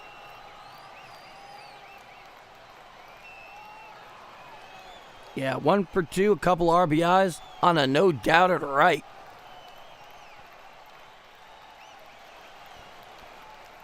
It's a 1-1 count. Coming set is Dobbins. The pitch. A splitter bounced out in front of home plate. And the count is 2 balls and 1 strike. Oh, I agree, Go-Karts. He should definitely be attacking the zone here. There's no reason not to. Runners lead off first and second with 1 out. Coming set Dobbins.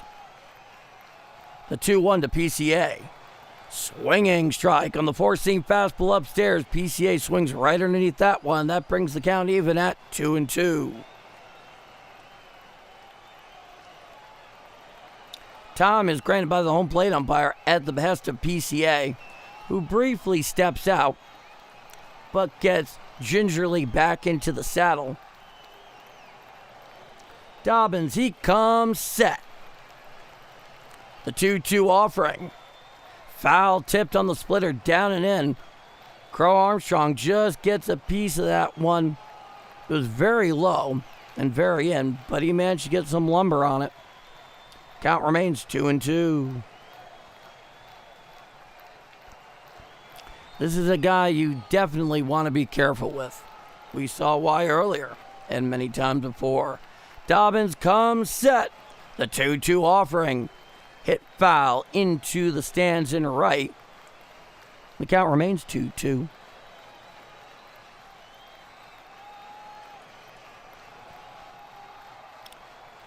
PCA gets back into the saddle. Runners lead off first and second with 1 out. It's a 2-2 count. 9-2 Cardinals, bottom of 5. From the stretches, Dobbins. He deals. Called strike 3. 4-seam fastball on the outside corner. Challenged by PCA. I don't think it's a good challenge. I don't. I think this is going to go Dobbins' way.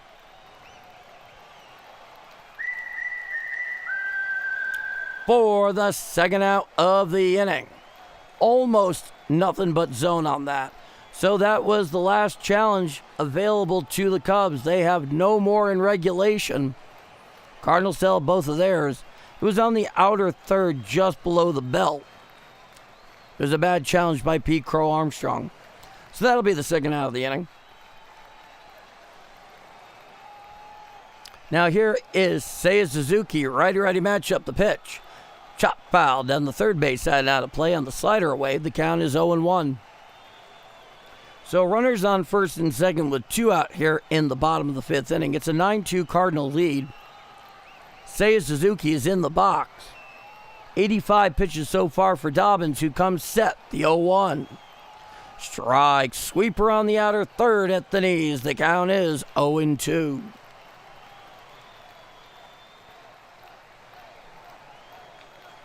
Suzuki 0 for 2 with a pair of strikeouts. Runners lead off first and second here with 2 out. From the stretch is Dobbins. He deals a sweeper well away, and the count is 1-2. Richard Talley, I don't like PCA. Arrogant. I think that's kind of what he's going for there, Richard. I think he gets off on being hated. I mean, that's my honest take.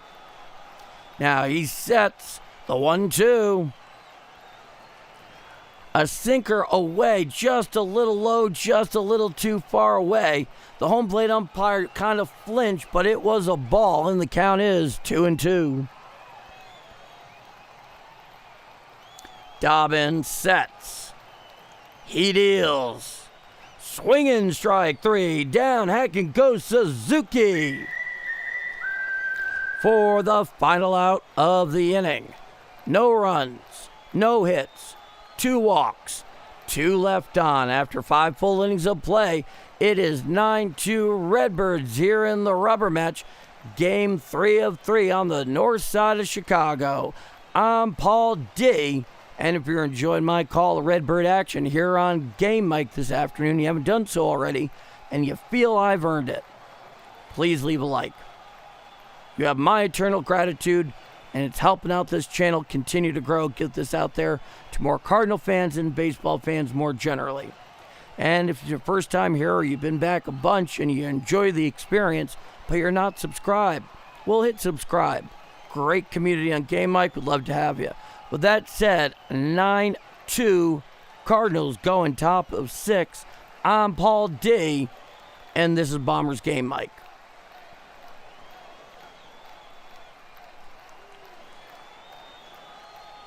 Zach, Pete is such a diva. Did he take his wife's last name or something? Honestly, I don't know what the dealio is with the hyphenation. 7 strikeouts, yeah. He's one of those guys you love if he's on your team, definitely. He almost has a Reggie Jackson-like persona in that way. Dobbins doing a fantastic job today. Yeah, he really has. Extremely impressive. Dobbins today in 5 innings pitched, 2 hits, 2 runs, both earned, 3 walks, 2 of which only came in this past half inning.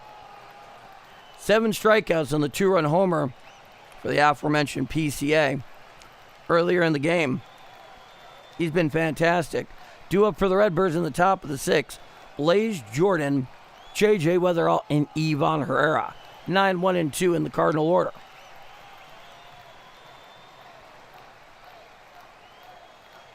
Well, thank you so much, Richard. I really do appreciate that.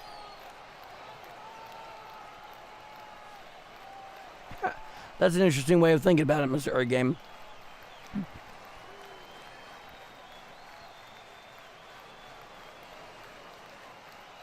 Oh, that's a good question. Good stuff. No, I was not happy with it. Not at all. I thought it was very myopic. On top of that, the guy that really pushed him into doing it's not even on their team anymore. And when he was terrible. No, I do believe that the Yankees should have maintained that. And if players choose not to play their sign-in free agency and they're choosing their beard over money, I don't know that that's necessarily guys that want my team anyway. All right, we have ourselves a pitching change here. The first pitch to Blaze Jordan, a cutter away, swinging right through that, a strike, and the count is 0-1. The right-hander, Aaron Savale, a 5.05 ERA and 87 in the 3rd innings pitched. Righty-righty matchup, the 0-1 to Blaze Jordan. Hit foul down the third base side, and the count is 0-2. Blaze is 2 for 2 this afternoon. Couple of singles, an RBI, and a run scored. He's really turning into a player. No question. Come and set. The 0-2. A slider down and away, roll the ball. The count is 1-2.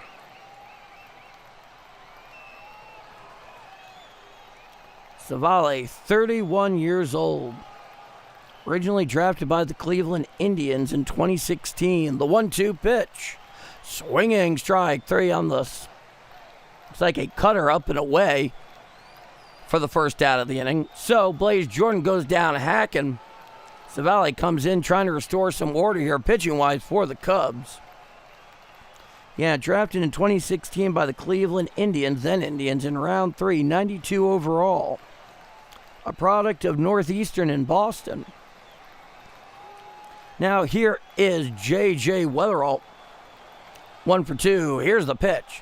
Fouled off on a cutter in. The count is 0-1. One hit this afternoon, a couple of run scores, an RBI, and a walk for the NL rookie sensation at second base for St. Louis. Righty-lefty matchup. It's an 0-1 count. Savali comes set, the 0-1. A sinker well upstairs. Counts 1-1. As a matter of fact, Richard, I believe they do. I think it's currently 5-5 thus far.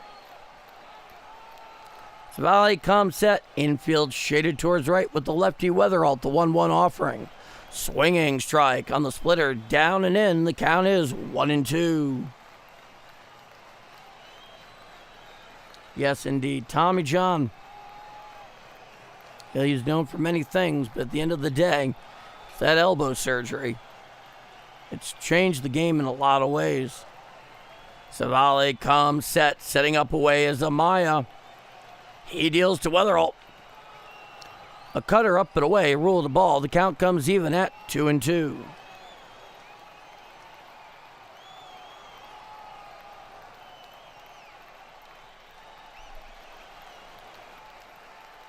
Now the 2-2 pitch. Fouled down the third base side and out of play on the splitter. Count remains 2-2. Joaquin Andujar. Yeah.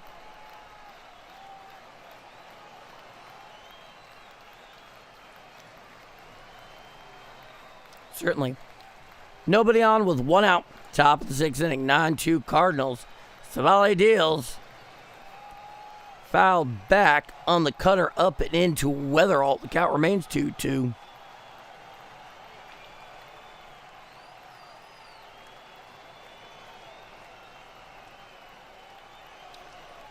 Yeah, Harold, for the Yankees, it just never sat well with me when that happened. Now, here's the pitch. Hit out there into left field. Going over to left is Happ. He makes the catch on a half slide for the second out of the inning. So JJ put decent lumber on it. Happ did not have far to go, which I'm kind of curious why he did the half slide thing. I don't know if his cleats got caught in the turf out there. Now here's Ivan Herrera. It's a righty-righty matchup. Nobody on with 2 out. Top of the sixth inning, 9-2 Cardinals. And the first pitch. A sweeper away. Check swing. Did he go around? Yes, says Blue down the first baseline. The count is 0-1.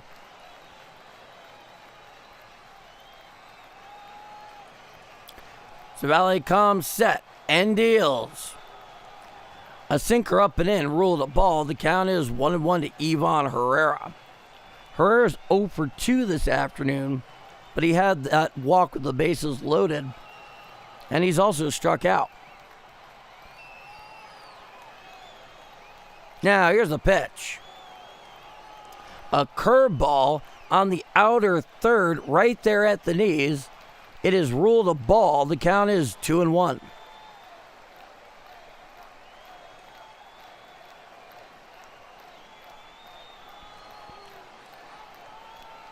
Now, here's the pitch. Hit out into center field. Charging in is Pete Crow Armstrong. It falls in. He plays it on up. So a 2-out single to right center off the bat of Ivan Herrera. His first hit of the day with 2 outs here. And that'll put our runner on first with 2 out here in the top of the sixth inning. Here comes Alec Burleson. 4 RBIs this afternoon for Alec.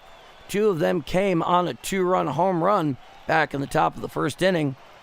The other came on I believe it was a 2-out single to left. Righty-lefty matchup. The first pitch hit out into left center field and in for a base hit. It goes all the way to the base of the wall. Picked up there by Happ, who throws into the cutoff man at short. Going into second is Alec Burleson. Moving from first to third is Herrera, and that'll put runners on second and third with 2 out. Following the 2 out, stand-up double by Alec Burleson here in the top of the 6th inning. First pitch, it looked to be a splitter on the outer third about knee high. It ended up splitting the outfielders, rolled all the way to the base of the ivy. I'm even a little surprised that they didn't send Herrera, but it was probably a good thing. Now here's Jordan Walker, homered in his last at-bat. Righty-righty matchup, the pitch. Foul back on the cutter in. The count is 0-1. Jordan Alexander Walker showing off that stroke. 2 for 3, a double, and the 2-run home run. He has 2 runners in scoring position with 2 out here in an 0-1 count. 9-2 Cardinal lead. And here's the pitch. And did it get a piece of him on the pitch up and in? And it appears that he did. The home plate umpire is pointing him down towards first. So it looks like Savale has himself a hit by pitch. He being Jordan Walker, looks like on the left arm. The training staff is obviously out there to take a look at him. Let's see from the umpire cam. No, oh boy. It looked like it initially hit his left wrist and deflected and then got him like off the jaw. Let's see.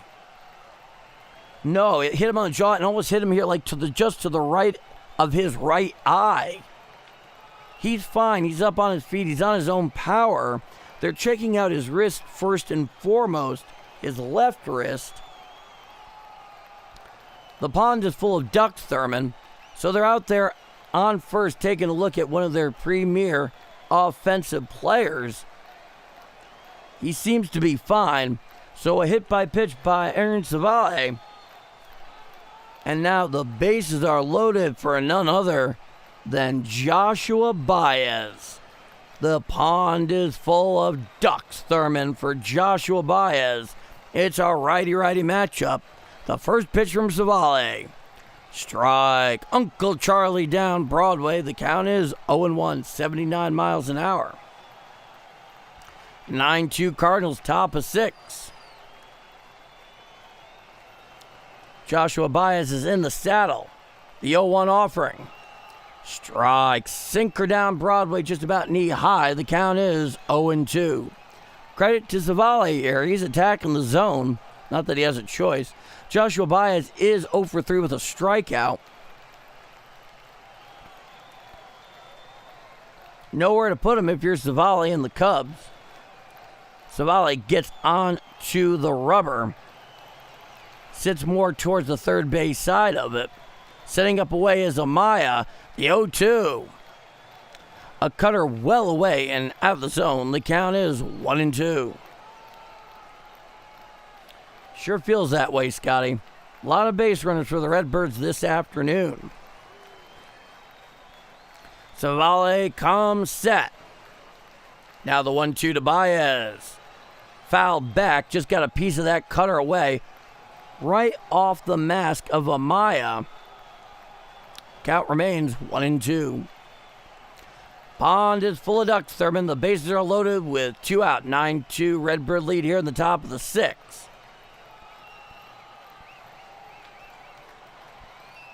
Coming set. And he steps off the rubber real quick.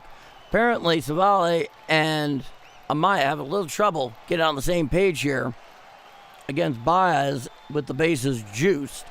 Here's the pitch. A cutter up and in, and it should have been challenged there by Baez. It was a bad call, strike 3 for the third and final out of the inning.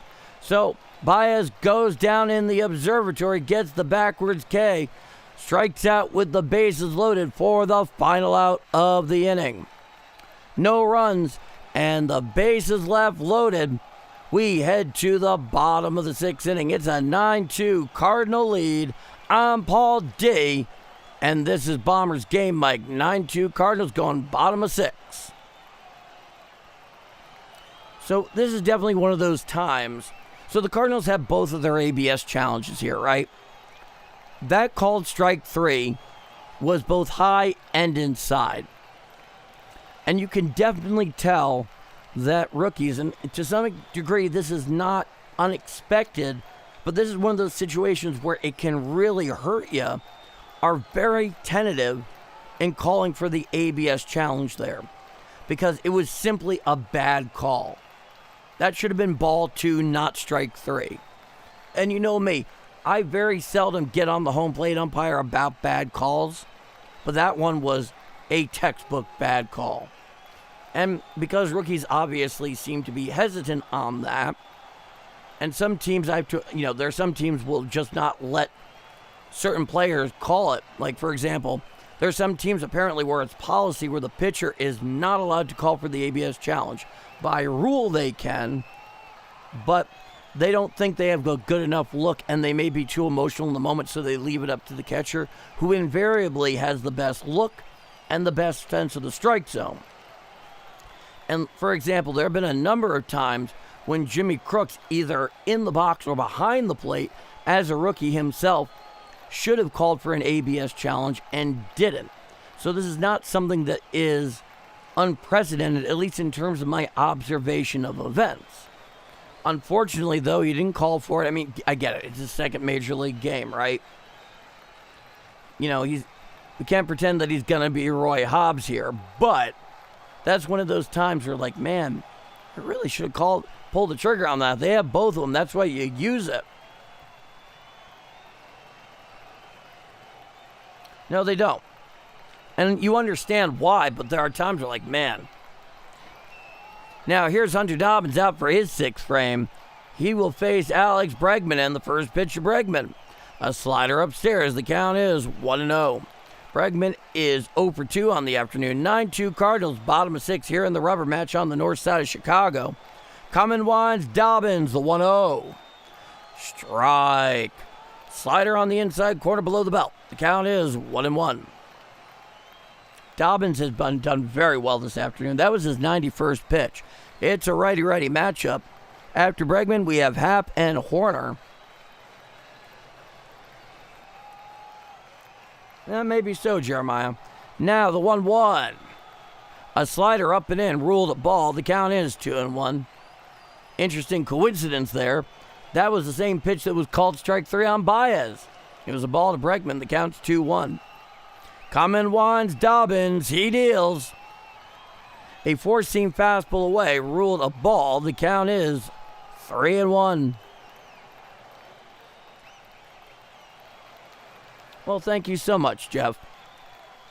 I really do appreciate that. The 3-1 pitch. Hit foul down the third base side and out of play on the splitter. And the count is full, 3-2.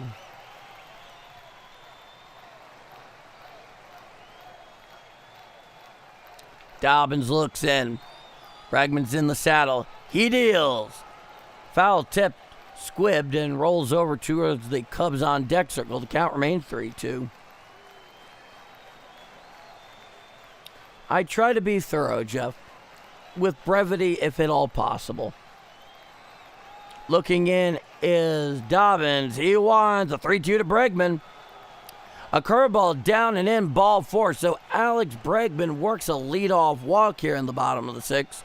And the Cubs have a runner on first, nobody out. I have to imagine Ollie Marmol here is going batter to batter. And that was the last one. Here comes Ollie. He's going to the pen. 5+ innings of work for Hunter Dobbins. Alex Bregman on first, still his responsibility. So we have ourselves a pitching change. And whoever's coming in is going to face Ian Happ. Let's see who he goes to. He's going to Luis Gastelum. Luis Gastelum, 24-year-old right-hander. 14 games in the big leagues this year. He has a record of 2-2 with a 6.89 ERA in 15 2/3 innings pitched, 15 strikeouts in that span, and a whip of 1.40.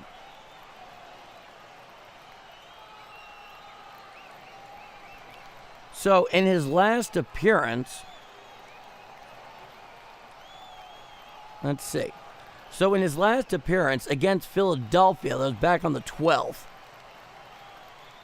He went a full inning, no hits, no runs, a single walk, and 2 strikeouts. 2 days prior to that, in the first game against Philadelphia, an inning and a third, no hits, no runs, no walks, and 3 strikeouts. And then prior to that, against Colorado on the 8th, 2 innings pitched, a hit, 2 earned runs, a home run allowed, a walk, and 2 strikeouts. He's slowly coming together, is Luis Gastelum. He can still be, have a bit of a little girl with the curl syndrome, deeply ironic given his very long pin straight locks come out of the back of his cap. But he does seem to be honing something here, working that 4-seamer off the circle change. And the last couple of times out, he's done a really good job pulling the string. So he can be really good or he can be really bad. It's going to be a righty-lefty matchup here against Happ. With a runner on first, nobody out, bottom of the 6th, 9-2 Cardinals. Gastelum sets the first pitch. Swinging strike on the changeup on the outer third, and the count is 0-1 to Ian Happ. But Hunter Dobbins showing the way today. Common set is Gastelum, the 0-1. A changeup well inside. A nice job by Jimmy Crooks picking that thing up on the backhand. Counts 1-1. Runner on first, nobody out, bottom of the 6th inning. 9-2 Cardinals here in the rubber match. Gastelum in relief of Hunter Dobbins, and the 1-1. Fouled back on the 4-seam fastball, down and in. The count is 1-2.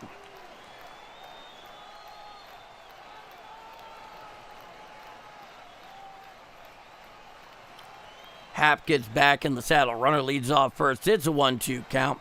Gastelum, he comes set and deals. Hit to the right side. Picked up by Burleson. He throws to second one. Back to first. Not in time. So Ian Happ beats the relay throw. They managed to get the force at second. The lead runner in the person of Bregman for the first out.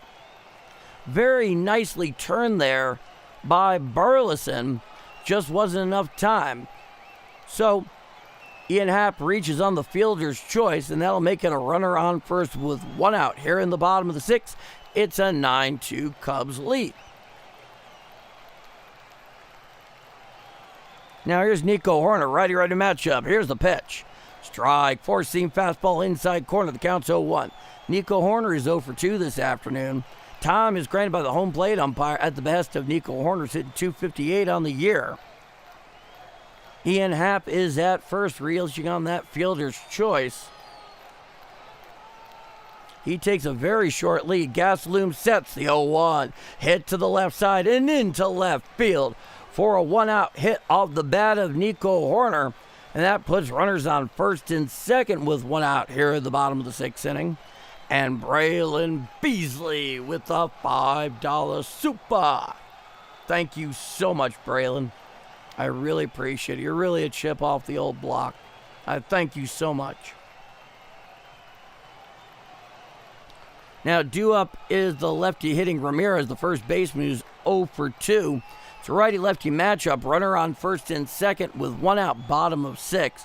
Gastelum looks into Crooks. He comes set. And the first pitcher, Ramirez.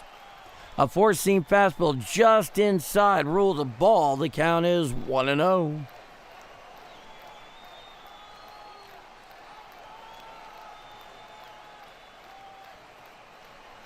Yeah, no lead is safe at Wrigley, no doubt. Now here's the pitch. Foul tipped on what appeared to be a changeup away. Way out ahead of that thing, just got a piece, but the count is 1-1 to Ramirez.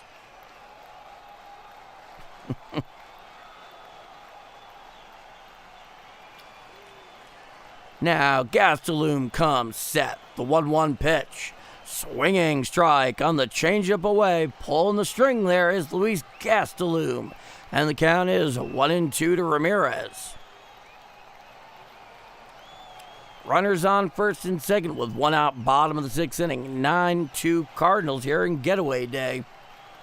It's 1-2 count here to Ramirez. Gastelum in relief of Dobbins. He comes set. The 1-2. Swinging strike 3. Down. Heck, and goes Ramirez for the second out of the inning. As I was saying earlier, he's doing a better job getting hitters off balance between that four-seamer and the circle change. And both batters here, in terms of Happ and Ramirez, have shown the benefits of that. Now, here's the first pitch. A sweeper down and away, ruled a ball. The count is 1-0 to James Triantos. The injury substitution for Dansby Swanson. Righty-righty matchup. Coming set is Gastelum, the 1-0. Strike. Sinker on the inside corner at the knees. The count is 1-1. Runners on first and second with 2 out. Bottom of the sixth inning, 9-2 Cardinals. Gastelum sets and deals. Strike. Sweeper down Broadway right at the knees. And the count is 1-2. The bird has arrived. Good to see you, Ethan. Time was briefly granted to the rookie Triantos. Gastelum looks in. He comes set at the stretch. Now the 1-2 pitch. Swinging strike 3. Down swinging goes Triantos for the third and final out of the inning. No runs, no hits, 2 walks, 2 left on. After 6 full innings of play, it is 9-2 Redbirds here in the rubber match. Game 3 on the north side of Chicago. I'm Paul D, and this is Bombers Game Mike. 9-2 Redbirds going top of 7.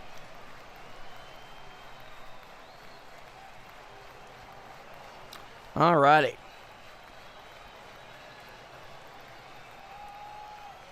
So, Luis Gastelum seems to have figured a little something out here, which is really impressive because he has excellent raw stuff. I guess the best way to put it is he's learning better how to pitch. Not that he was ever like a thrower. I mean, anytime you bring in a pitcher and you're just calling him a thrower, as far as I'm concerned, that's about the biggest insult that you can give a pitcher. Gastelum is really learning to work with what he does best, which is work off of that changeup. We just saw the results of it right there.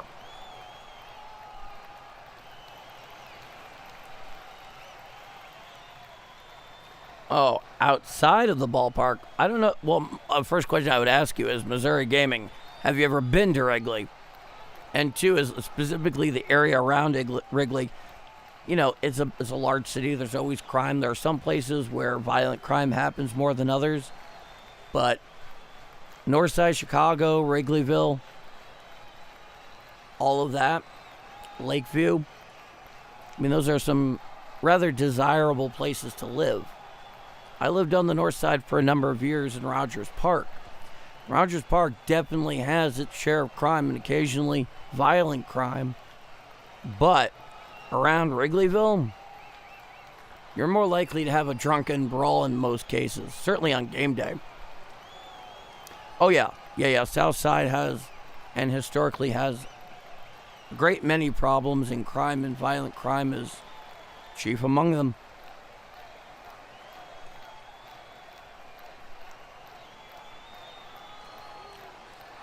So we await the top of the 7th inning. 9-2 Cardinal lead.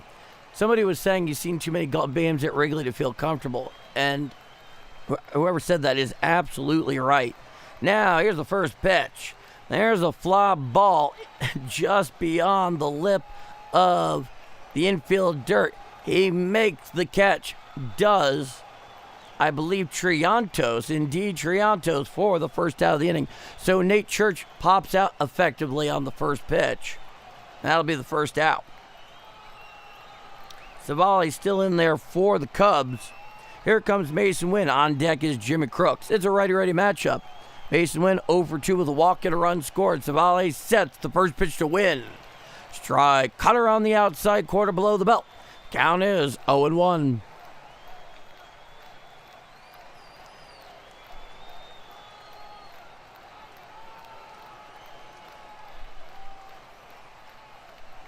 Now the 0-1. Strike. Curveball on the inside corner. Count is 1-1.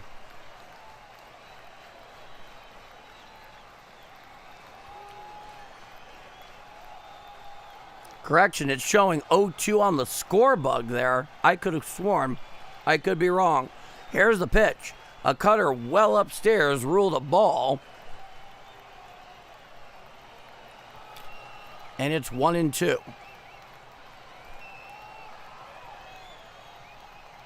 So nobody on with one out. Top of the 7th inning. 9-2 Cardinals. Here's the pitch.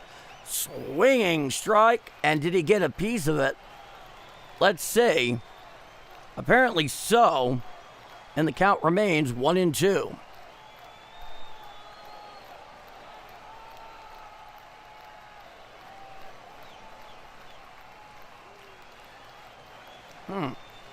Interesting. Now, here's the pitch. Swinging strike 3. Down Hacken goes Mason. Win on the Uncle Charlie down Broadway for the second out of the inning.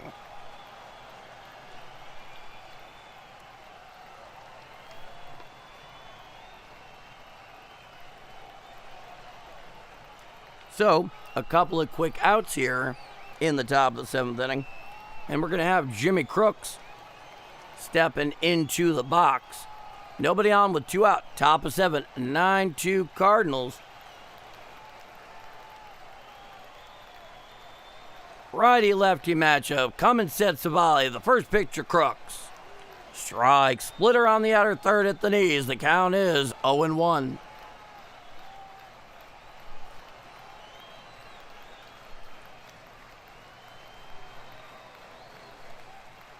Jimmy Crooks, 1 for 2 today. Here's the pitch.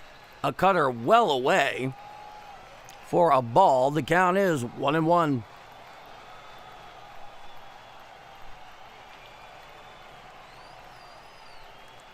Savali gets back onto the bump. Jimmy Crooks back in the saddle. Here's the pitch. A curveball down and away. Ruled the ball. The count is 2-1.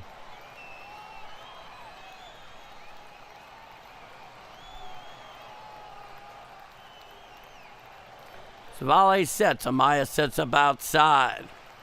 The 2-1 offering. Swinging strike on the four-seam fastball on the outer third, and the count is 2-2.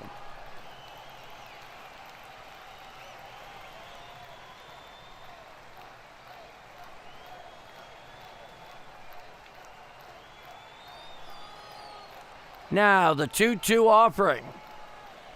A splitter away ruled a ball. And the count is full, 3-2.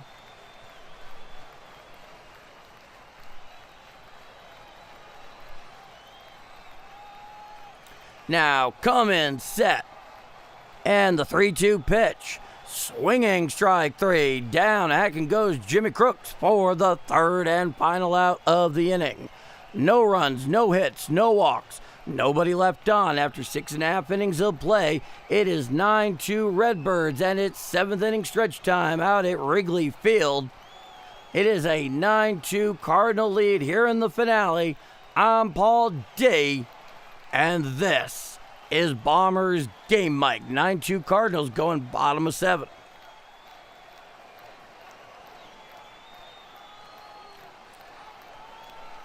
Justin Beasley, just through the headphones here. Something weird's going on in the chat?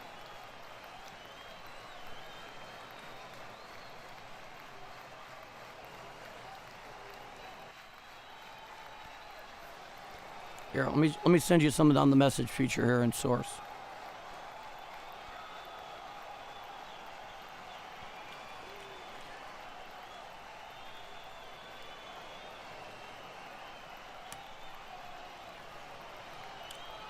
So, we're here between innings, between the top of the 7th and bottom of the 7th.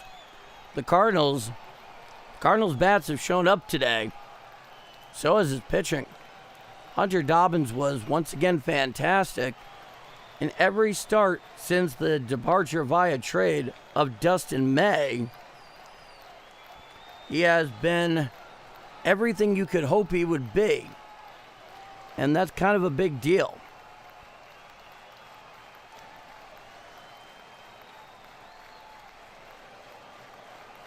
And really, the fact of the matter is, a lot of Hunter Dobbins' 2026. And, for the most part, he just spent a lot of time going back and forth between AAA and the majors. And none of it had to do with his actual performance. It had to do with roster space. Or he would do a spot start kind of deal where they needed a 6-man for the rotation just to push guys back a day, because they're dealing with innings management load, because a lot of these starters this year, this is the most innings they've ever put on in their career. Then due to roster necessity, they would send him down because his arm, given you thrown a full outing, whether it's out of the bullpen or a start. And now he performs so well, now he finally is in that role permanently. Now here's Gastelum out for the bottom of the 7th. Here's the pitch. Fouled back on the 4-seamer, up and in. The count is 0-1. Michael Conforto is 0 for 1 with a walk here this afternoon. Here's the pitch. A changeup down and in. The count is 1-1.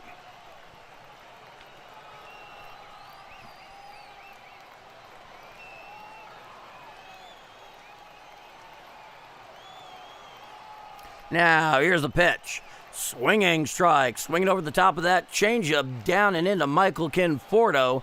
And the count is 1-2 strikes. So, nobody on, nobody out. Bottom of the 7th inning. It's a 9-2 Redbird lead. Michael Conforto is in the box here to Luis Gastelum out for his second frame. Righty-lefty matchup. He comes set. The 1-2 offering. A changeup well downstairs, and the count is even at 2-2.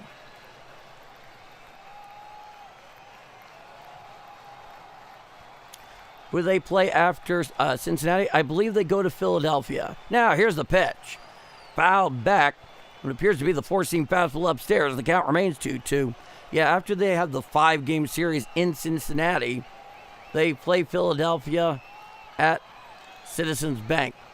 3-game weekend set. So there's actually a 3-city road trip, interestingly enough. Gastelum looks in and comes set. The pitch. Swinging strike 3. Down and goes Conforto for the first out of the inning. It was on a changeup inside. A little under the belt. Swung over the top of that one, did Conforto for the first out.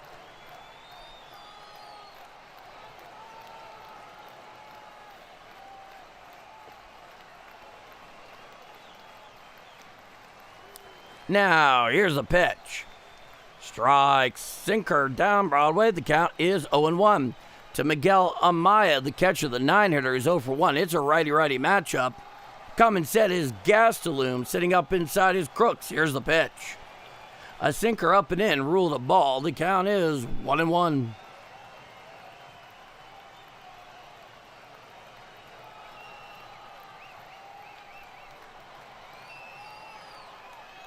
Now Gastelum sets and deals. Foul back on the sweeper down Broadway. The count is 1-2. Cat Snow, good to see you, Cat. Paul, did you hear about Baez following Baez around yesterday? The bee following around yesterday. And they said it was the spirit of his dad. Well, today the bee was back in a pregame interview. I thought that was cool. I was not aware of the pregame interview part. I'll get to the rest of that thought in a moment. Here's the pitch. Foul back up, change up in. The count remains 1-2. He obviously had a very strong connection with his dad.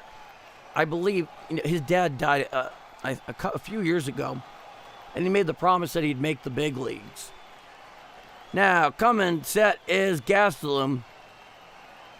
Right above the belt, the 1-2. Hit to the left side, picked up there by Wynn. He throws to first in time to get Amaya. It was a sharply hit ball to the left of second.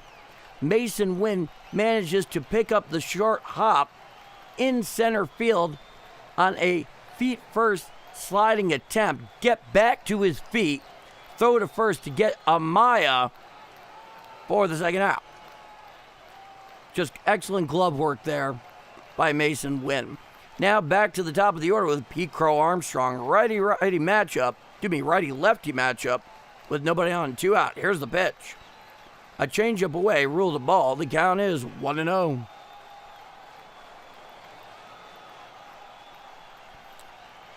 PCA is 1 for 3 this afternoon. He had that 2-run home run. Here's the pitch. Strike. Four-seam fastball inside corner thigh high. Counts 1-1.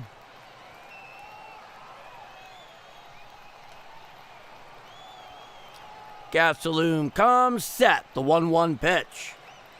A changeup in the dirt. Actually gets away from Jimmy Crooks. The count is 2-1. Whatever the case is, I know that Joshua Baez is very, very closely carrying around the memory of his late father. And that's really special. Now, here's the pitch. Hit to the right side, picked up by Weatherall on a hop. He throws to first in time for the final out of the inning. No runs, no hits, no walks. Nobody left on. After 7 full innings of play, it is 9-2 Cardinals going to the top of the 8th inning. I'm Paul D, and this is Bombers Game Mike. 9-2 Cardinals going top of 8.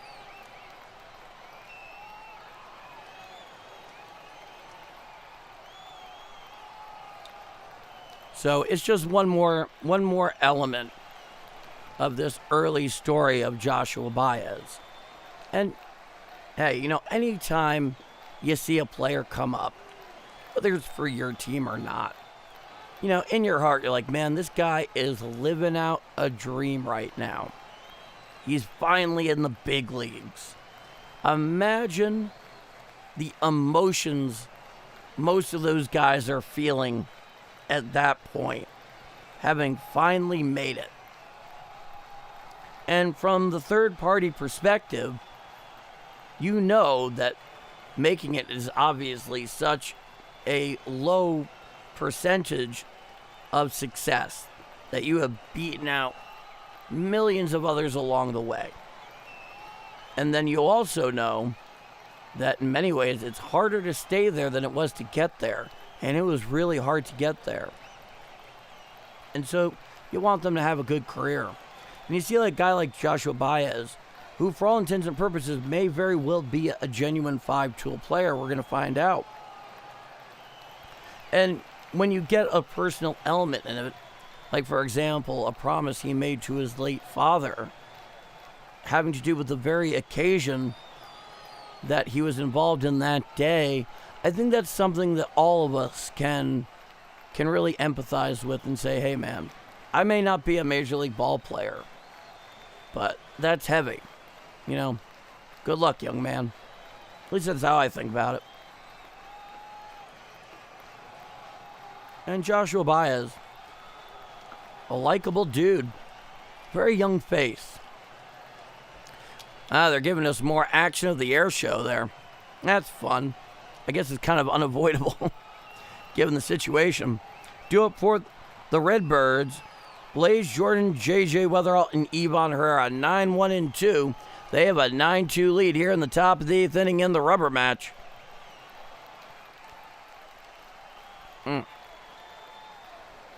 Blaze Jordan, he gets into the box. We have ourselves a new pitcher here. And the first pitch. Strike. Uncle Charlie outside corner below the belt. The count is 0-1. Caleb Thielbar, a 5.15 ERA and 36 2/3 innings pitch. Lefty-righty matchup. Here's the pitch. Swinging strike on the four-seam fastball up and away to Blaze Jordan. The count is 0-2. I don't know if it's pronounced Thielbar or Thielbar. I've heard it pronounced both ways on separate broadcasts. I believe he's been in each one of these first 2 games. Here's the pitch. Called strike 3. Four-seam fastball on the inner third just above the knees. Backwards K for the first out of the inning. So Blaze Jordan goes down in the observatory with the strikeout, looking for the first out here in the top of the 8th. Now back to the top of the order.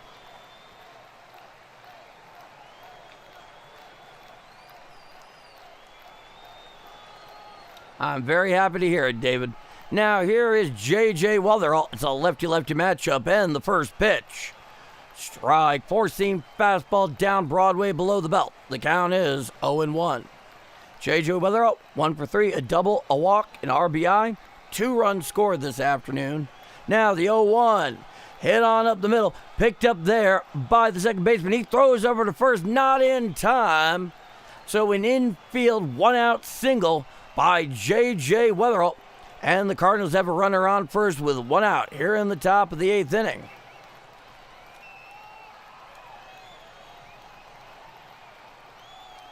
It was Triantos who had to go to the ball to his right. It was simply not hit hard enough and too far to his right with a guy like Weatherall who has serious wheels. Now a lefty-righty matchup with Ivan Herrera in the box. Runner leads off first, the first pitch.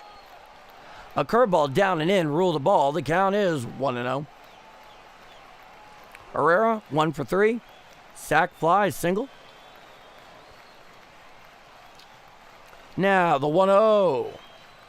A curveball downstairs, ruled the ball. The count is 2-0. Yeah, Herrera had that sac fly RBI earlier. Runner leads the 2-0. Hit foul down the third base side and out of play on the slider in. The count is 2-1.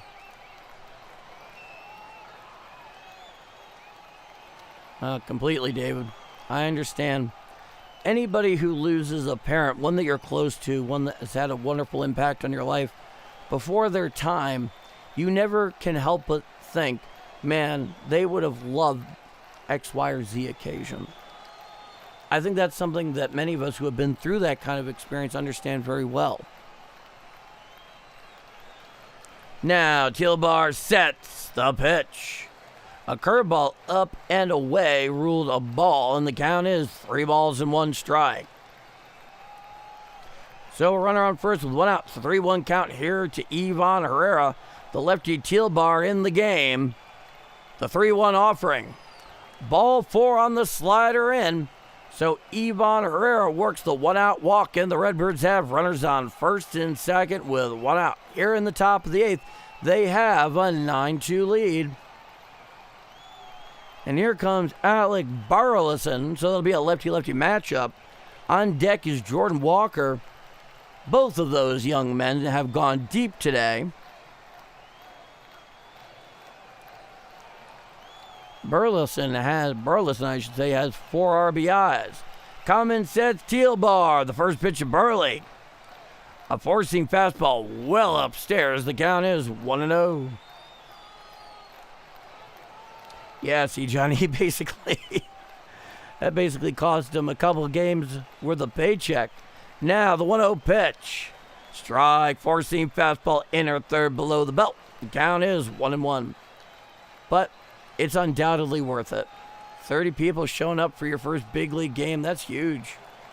That's huge. He sets. Here's the pitch. A slider downstairs. The count is 2-1.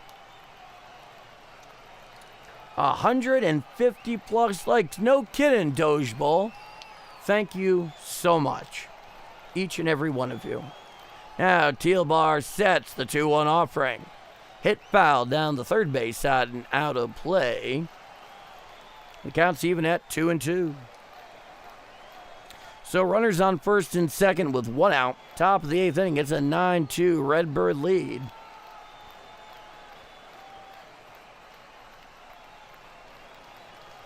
He comes set and deals.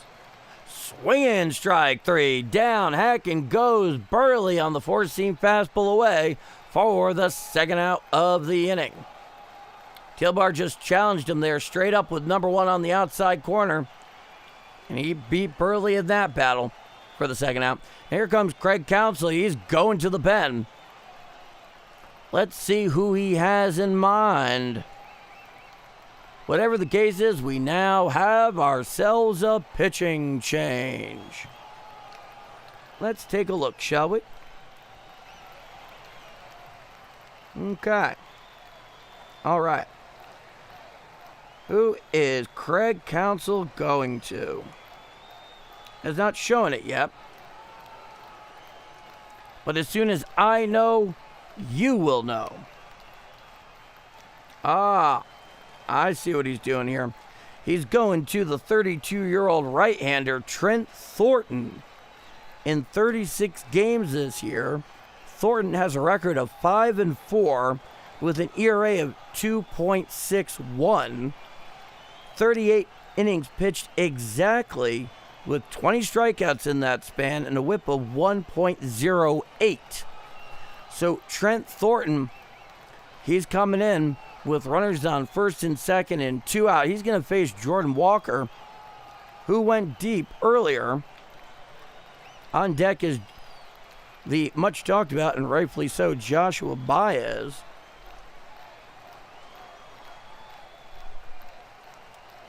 For the Cubs, indeed, Thornton is their 5th pitcher this afternoon, David.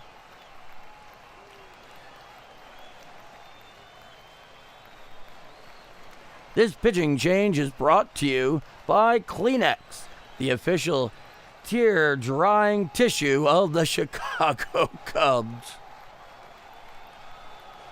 Justin is an absolute natural at this. Always does it on the fly. He's on the score bug this afternoon. He's as good as they come, folks. Give him a hand. Some words of encouragement and appreciation there in the chat.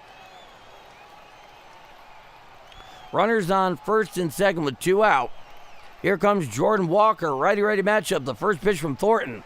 There's a fly ball out to right field. Going back is Suzuki. He's looking up, and it's off the base of the wall, and it caroms and goes back into the outfield. Scoring is Weatherall. Throwing it back in is PCA. That will score 2, and that will be a 2-out RBI double. 2 RBI double off the bat of Jordan Walker, and that will give the Redbirds an 11-2 lead. Oh, that was something. That was a four-seam fastball on the outside corner. It was about thigh high. Jordan Walker went the other way with it. The way Suzuki was trotting back and the way they have that little cage net thing that juts out over the field, I thought it was going to be a 3-run home run. Hits off the base of the wall. Now, here's the pitch. Strike, sweeper on the inside corner to Baez, and the count is 0-1. So that's a 2-out, 2 RBI double for Jordan Walker. It hit the base of the wall, got by Suzuki, even got by PCA, the 0-1. Fouled down the first base side and out of play. The count's 0-2. And then PCA had to run like 10 feet to get it, throw it back in. Weatherall scored easily from second. Herrera scored easily from first. And there's your 10th and 11 runs of the game. Jeff Coleman with the $2 super. Thank you so much, Jeff. I really appreciate it. Righty-righty matchup here against Baez, the 0-2. Foul back on the sweeper in. The count remains 0-2. I drink to you, Jeff Coleman. Thank you again. Yeah. Panera. Mid-Rivers Mall. Go see Jeff off I-70. Veterans Memorial Parkway in St. Peters. Tell him Paul D sent you from Bombers Game Mike. The 0-2. Swinging strike 3 on the sweeper down Broadway. Swinging through that was Baez for the final out of the inning. However, the Cardinals, they stick on 2 more. They have themselves an 11-2 lead going to the bottom of the 8th inning. I'm Paul D, and this is Bombers Game Mike. 11-2 Cardinals going bottom of 8.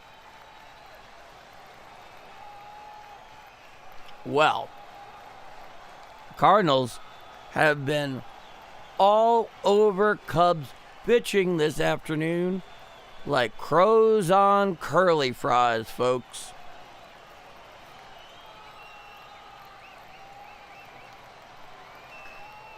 something that's interesting here because you see that he hit Baez, that is, 3 home runs yesterday, 3 strikeouts today. And baseball is obviously played over the long term, and honestly, I'm not terribly shocked, really, because they've spent a lot of time and attention at this point since yesterday trying to figure out and see things that might give them an advantage over the young man. And one of his bugaboos has always been, certainly in AAA, has been the whiff rate for pitches in the strike zone. And it has gone down some, if I understand correctly, but there's always something you have to keep in mind.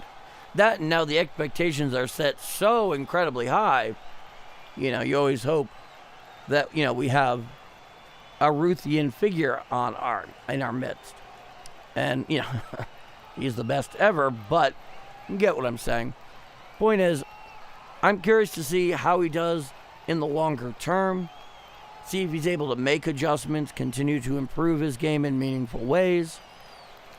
The small things that you can't help but take pleasure in seeing a really amazing young talent like Baez improve on just a little bit here and there. And we've had the opportunity to see that with a lot of guys here in the 2026 Cardinals.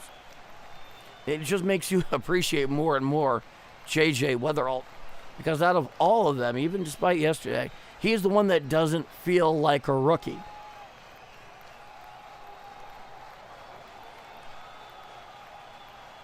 All right, we're here for the bottom of the 8th inning. 2 up for the Cubs, Suzuki, Bregman, and Happ. Now, Gordon Graceffo is in for the Redbirds here in the bottom of the 8th.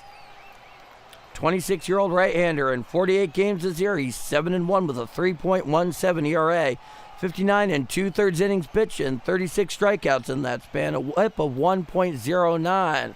Righty-righty matchup here with Suzuki. The first pitch from Graceffo. Strike, slider down Broadway at the knees. The count is 0-1.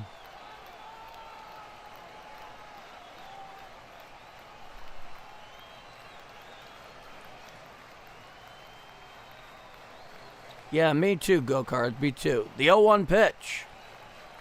A four-seam fastball well up and in. The count is 1-1. It's interesting you mentioned that, go-cards. I think there is some wisdom to that as well. Because when you're on the road, you expect nothing but negative reactions from everyone you're playing in front of mostly. Now, the 1-1 pitch. A four-seam fastball well inside. The count is 2-1 to Suzuki.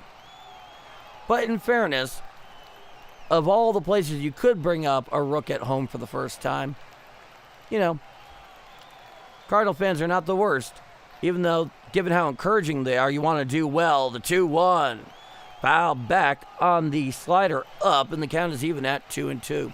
So, yeah, there's, of course, that expectation like, I'm called up in front of the home crowd here. Want to do well. By that point, next time he's at Busch, be over a week from now. So an opportunity for him to get his feet wet, the whole thing. Good observation. Here's the pitch. Hit to the right side. And past Burleson down the line, just around the tarp. Actually picked up out there by Jordan Walker, who tosses it back in. So a leadoff stand-up double by Suzuki. Given the shift, he inside out of the ball, went the other way with it. Burleson was effectively the only guy on the right side of the infield. Had it been in standard straightaway defensive positioning, he would have just grounded out to first. But it was a squib basically down the first baseline. Gets by Burleson and goes just past the tarp. Picked up there by Jordan Walker. A leadoff double for Suzuki. Now here is Bregman. It's a righty-righty matchup. The first pitch hit to the left side. Picked up on a hop there by Wynn, who throws to first in time to get Bregman for the first out of the inning. Suzuki stays right there at second. He hit it to the left side. It was something of a blooper. Wynn was able to pick it up on a hop, actually on the outfield grass in very shallow left field. Very clean on the transfer. Suzuki couldn't go anywhere because the play was entirely in front of Wynn. Throws to first, gets Bregman, who grounds out 6-3 for the first out in the bottom of the 8th. So still a runner on second now with 1 out. 11-2 Cardinals here in the finale, the rubber match. Now here is Ian Happ. It's a righty-righty matchup. Runner on second with one out. Cummins sets Graceffo. The first pitch to Happ. A slider downstairs, ruled a ball. The count is 1-0.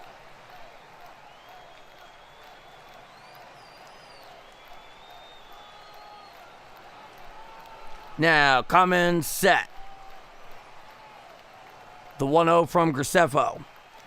A curveball away, gets away from Jimmy Crooks, bounces around behind home plate, moving up 90 feet from second to third is Suzuki on what is unquestionably, looking here on the replay, I imagine a wild pitch.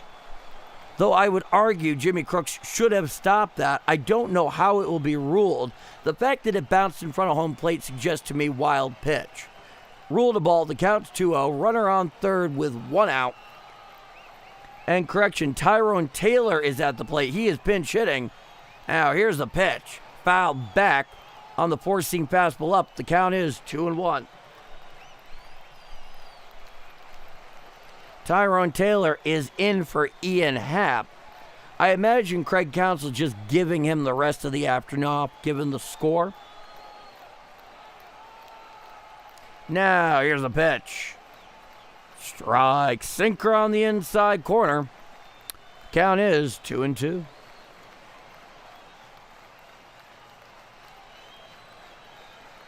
Sean Wilms. Cards-Cubs series are tremendous. Get to the rest of them in a moment, Sean. Now the 2-2 offering. There's a fly ball out into center field. Going back a few steps is Nate Church underneath it. He makes the catch. He throws it back in. Tagging from third is Suzuki. He will score. So a sacrifice fly and an RBI for Taylor. And that will cut it down to an 11-3 Cardinal lead. So, a sacrifice fly and an RBI scores Suzuki from third. Taylor gets the sac fly and the RBI. Now there's nobody on with two out here in the bottom of the eighth. 11-3 Cardinals. Graceffo comes set, the first pitch. A four-seam fastball in, ruled a ball. The count is 1-0. Nico Horner 1 for 3. It's a righty-righty matchup. Cubs card series are always tremendous. Does not matter where we are or the Cubs. We bring each other's best out in each other. Cubs are having a great season. They are. Here's the pitch. A slider down and away, ruled a ball. The count is 2-0.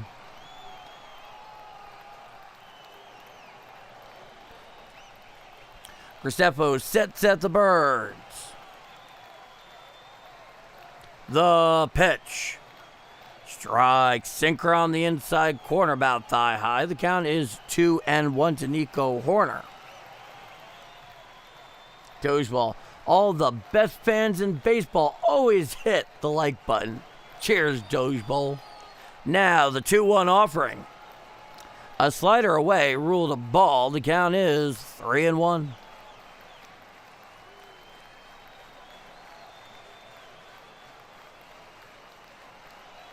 Graceffo's back onto the bump. He comes set at the Birds. A 3-1.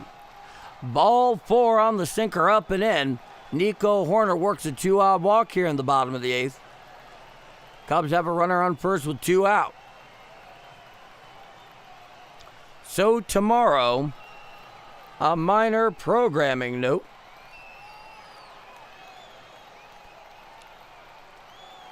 Tomorrow is a split doubleheader in Cincinnati. Give you more in a moment. Common set is Graceffo. Here's the lefty Ramirez, the first pitch. Strike, changeup on the outer third below the belt. Count is 0-1. Pedro Ramirez is 0 for 3.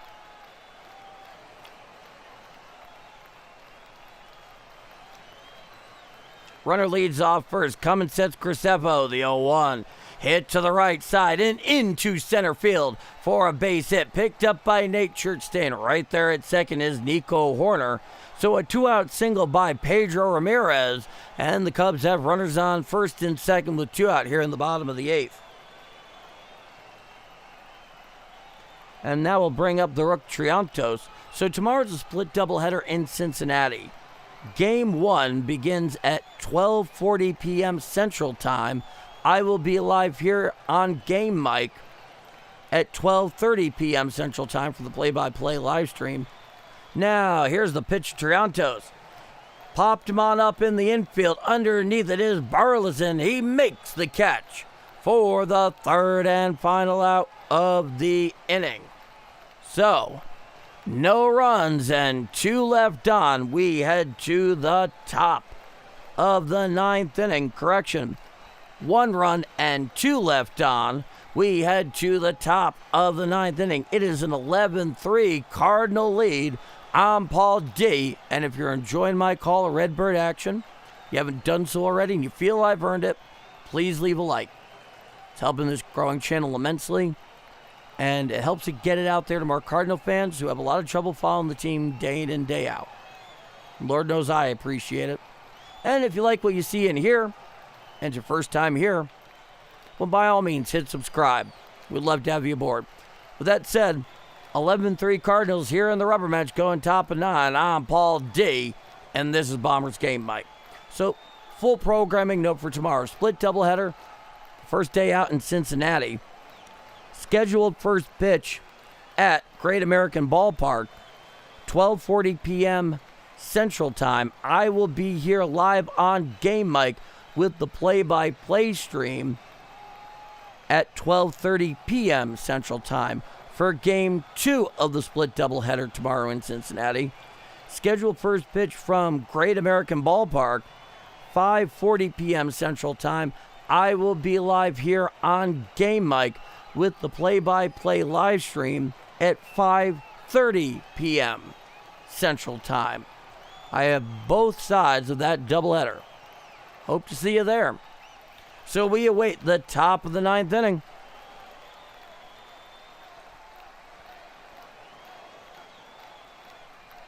Let's see. A fine question. Who do they have lined up to pitch that thing? That is always a headache for a team going into a doubleheader, is it not? So there's no announced starter for the Cardinals in Game 1. Rhett Lauder is going to start Game 1, at least at this point, for Cincinnati. As far as Game 2 is concerned, there is no announced starter for either team. So all we know is that Game 1, the announced starter for the Reds is Rhett Lauder. We'll learn more as time goes on. Now, the first pitch. A curveball low. It looks like we have a position player in pitching for the Cubs. The 1-0 pitch. Fouled down the third base line and out of play. Let me see who they have out there, because this is utterly ridiculous. They have the catcher Carson Kelly pitching right-handed, the 1-1. Fouled back on a fastball. The count's 1-2. So, Craig Counsell has gone position player here. So we get some eephus pitches for the remainder. The 1-2 pitch. A floater away, ruled a ball. The count is 2-2.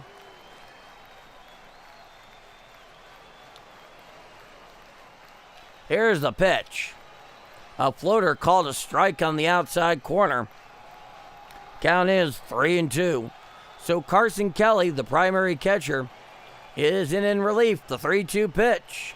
There's a fly ball out to right field. Underneath it is Suzuki in front of the track. He makes the catch for the first out of the inning. So, Jimmy Crooks flies out to Seiya Suzuki for the first out. Yeah, that's how much this thing has got out of hand. 11-3 here on the weekend. Now, the first pitch. A floater upstairs ruled a ball. Now, the 1-0 pitch. There's a fly ball into center field. Going back is PCA at the track. He makes the catch in front of the ivy. Glove outstretched for the second out of the inning. Correction. The first out was off the bat of Nate Church. This last one here that PCA brought in was Mason Wynn. Now, we should have Jimmy Crooks. Indeed, he gets into the box. Now, the lobber hit to the right side, and it is a fair ball. Hits off the tarp, picked up out there by Suzuki, who briefly bobbles it. Staying right there at first is Jimmy Crooks. A single down the right field line off of the catcher, Carson Kelly. Cardinals have a runner on first with 2 out.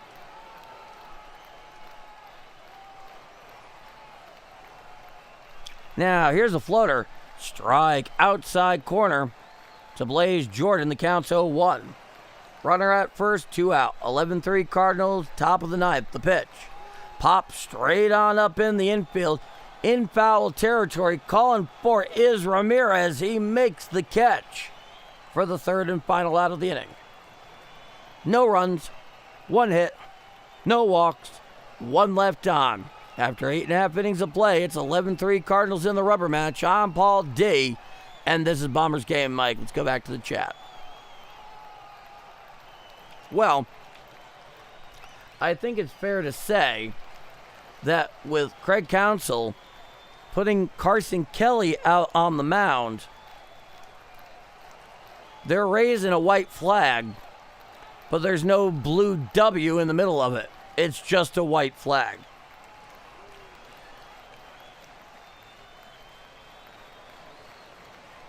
Why would you not cut that IAB off of the wall? Brother Joe, in some ways that is the eternal question, isn't it?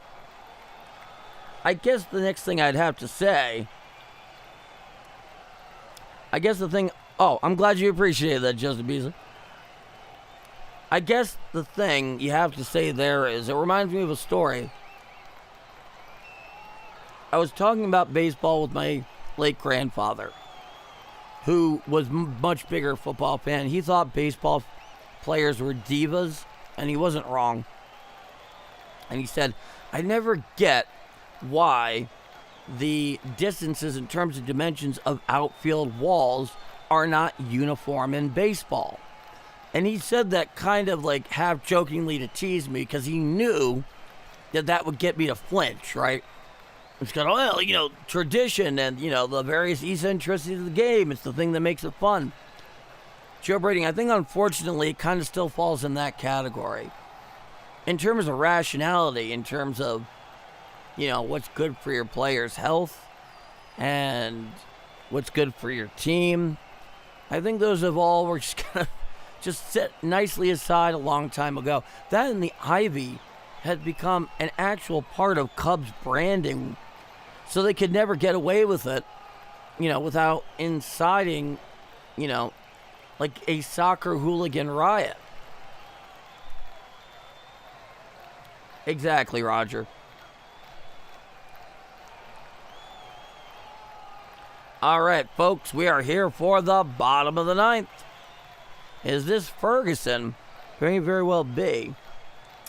Indeed, Caleb Ferguson, 3.9 ERA and 27 2/3 innings pitched. The left-hander, he deals.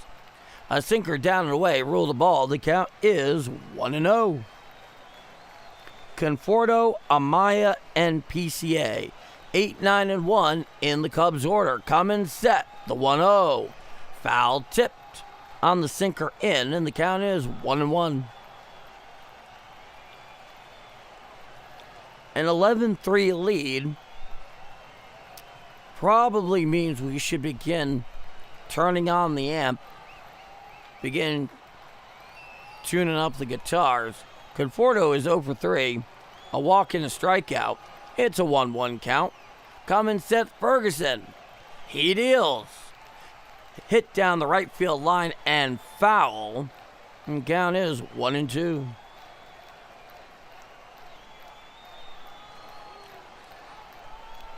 The point I'm making is, Joe, Brother Joe, you're not wrong. I guess is the best way to put it.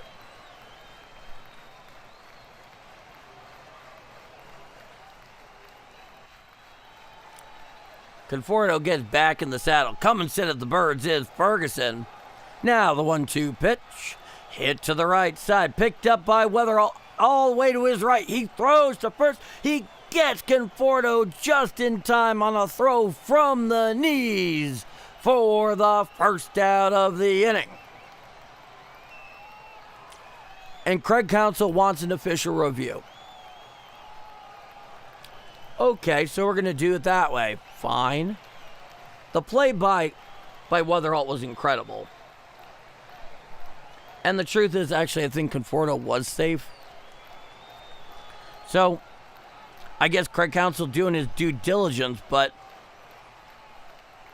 let's see here. Yeah, I think Conforto's safe, in all fairness. But really, it's an 11-3 game in the bottom of the ninth.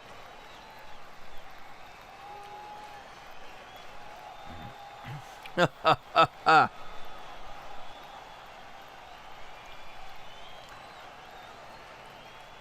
right, let's see. So it's under official review, I believe. Going to the off-site replay center. Looks like NASA Mission Control, but better funded. They're all looking up at the big board, which I got to say is just a terrible eyesore at Wrigley. Part of that was trying to cut out those seats from the rooftops across the street, which always kind of sat in a dubious place in terms of the agreement they had in place with the Cubs.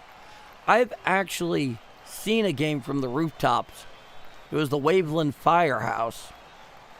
Fun story, I might tell it sometime. Alrighty.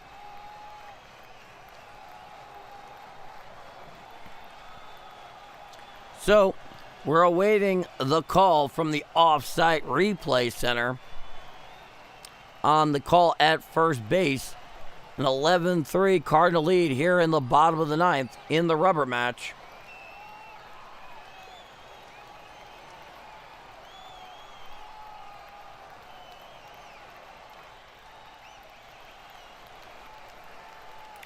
And we're all just kind of sitting here twiddling our thumbs. I mean, it was very close. And we'll see what the off-site replay center is. My look at the thing right here on the replay is that Conforto probably beat it. Not by very much, but, you know, close only counts in horseshoes and hand grenades. Or so the saying goes. And now they're just kind of like doing the JFK back and forth. Back and to the right.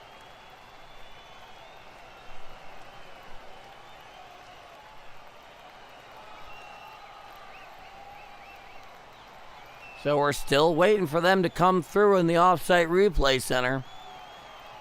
I mean, they have every tool imaginable. They're basically the eye of God when it comes to being able to make determinations on these things.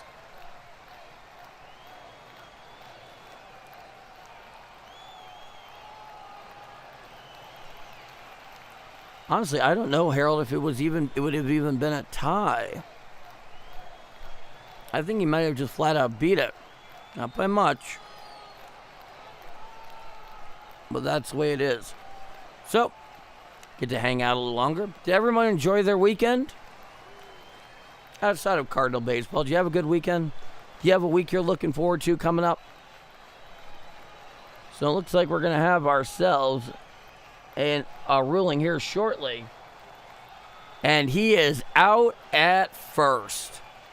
The off-site replay center confirms the out at first for the first out of the inning. I don't know if they actually thought that or if that was a message of, Craig, stop wasting our time, you're going to lose the game. Here's the first pitch. It's a sinker low. The count is 1-0 to Miguel Amaya, the 9-hitter and catcher. He's 0-for-2 with a strikeout and a walk. Nobody on with one out. Lefty-righty matchup. He comes set. The 1-0. Foul back on the sinker in. Counts 1-1. Oh, Jeff. It ain't no thing. I was happy to do it.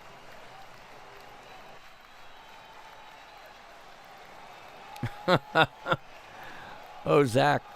He comes set. Now the 1-1 offering. Strike cutter on the outside corner at the knees. The count is 1-2. So, split doubleheader tomorrow. Down in Cincinnati. Scheduled 12:40 p.m. Central Time, first pitch. I'll be here at 12:30 p.m. Central Time, first pitch for game one. Now the 1-2. A slurve away, clear out of the zone. The count is 2-2.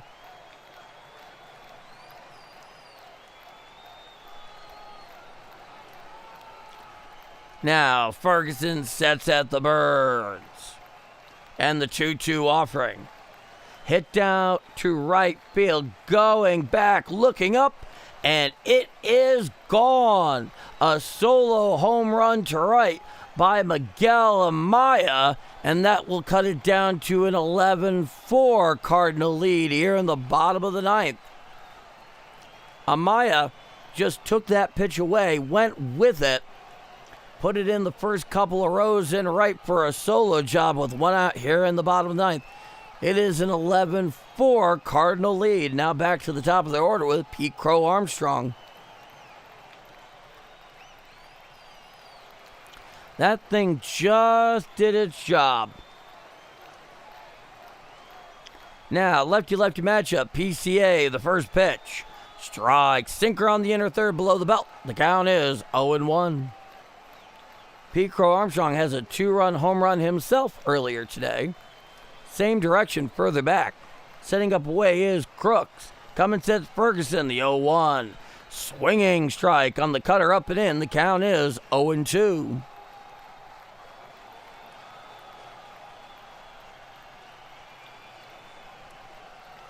PCA gets back in the saddle. It's an 0-2 count. He comes set, the 0-2 offering. A slurve inside, ruled a ball. The count is 1-2.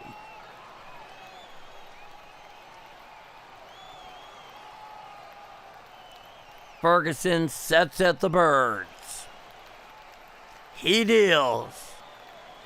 Foul tipped on the sinker down and in, just getting a piece of that one. And the count remains 1-2 to Pete Crow Armstrong.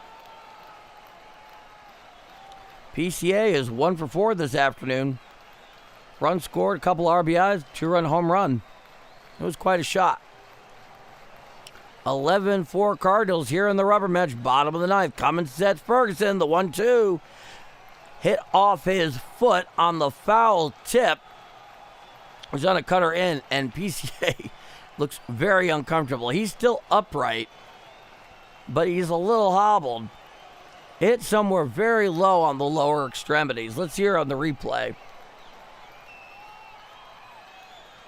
It was right on the part of the leg where the foot meets the angle that's between his foot protector and his shin protector. So nothing but soft tissue there, no protection.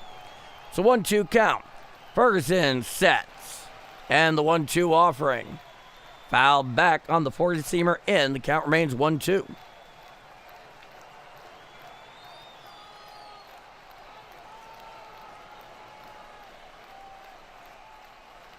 Thank you, Jeff.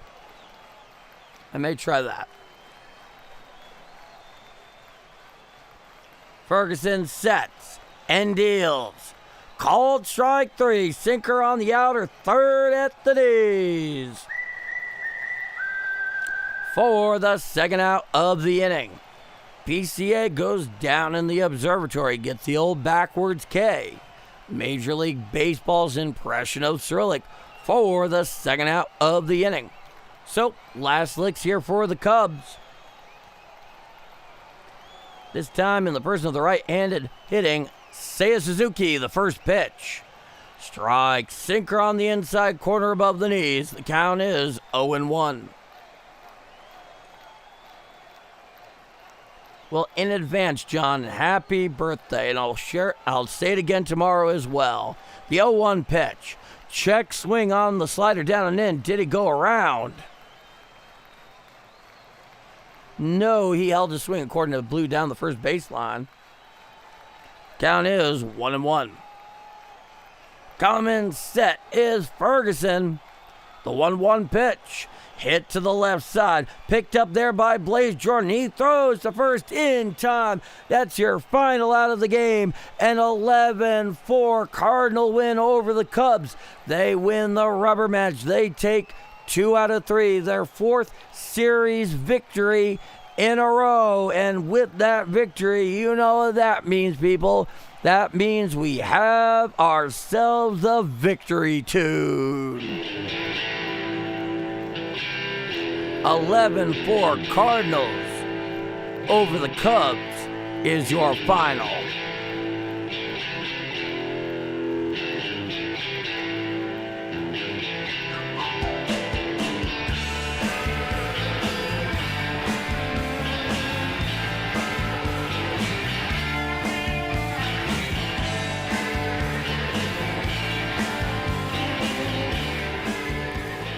$11-4 Cardinals over the Cubs is your final. With that victory today, they have taken 2 out of 3 in this series. They have won their 4th series in a row.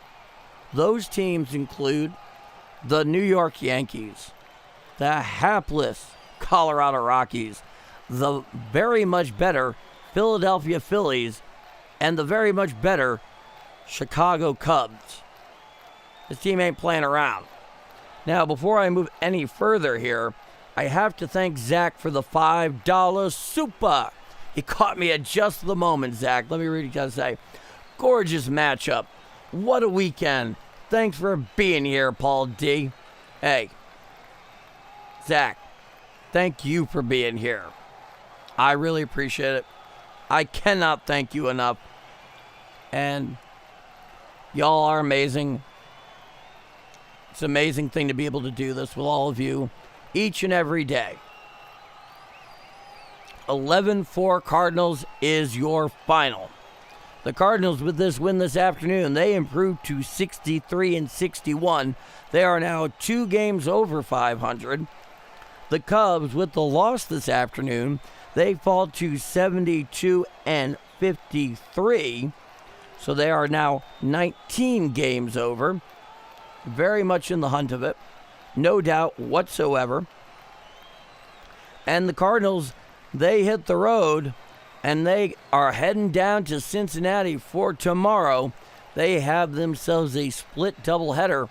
One of those games is a makeup game for a rainout back in May. And I'm going to be here for both sides of that doubleheader.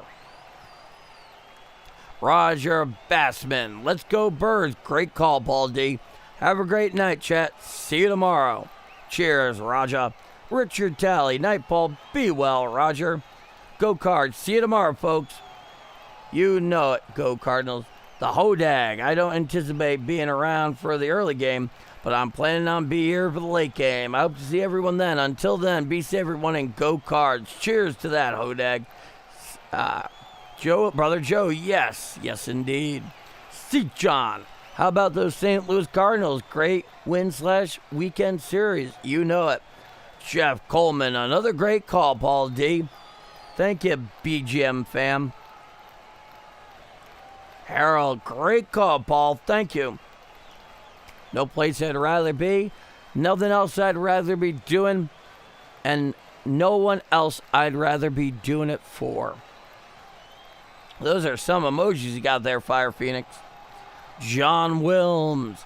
It has been great being with you all. These games really bring me joy more than all you can know. Love you all and God bless. Cheers to you, John Wilms. And once again, cheers, Wentzville, Missouri. 180 likes. How about that? Cat Snow, a new addition to our regulars. I'm glad you're enjoying it so much here, Cat. Thanks, Paul and JB. See everyone tomorrow. You got it. Justin Beasley. What an awesome stream today. Thank you, chat.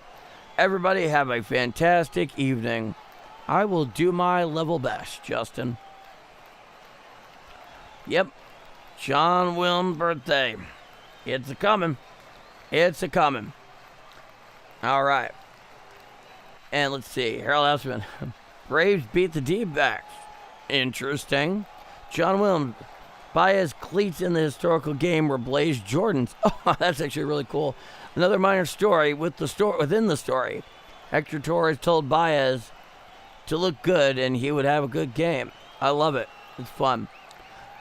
Everybody, this has been a presentation of Bombers Game Mike.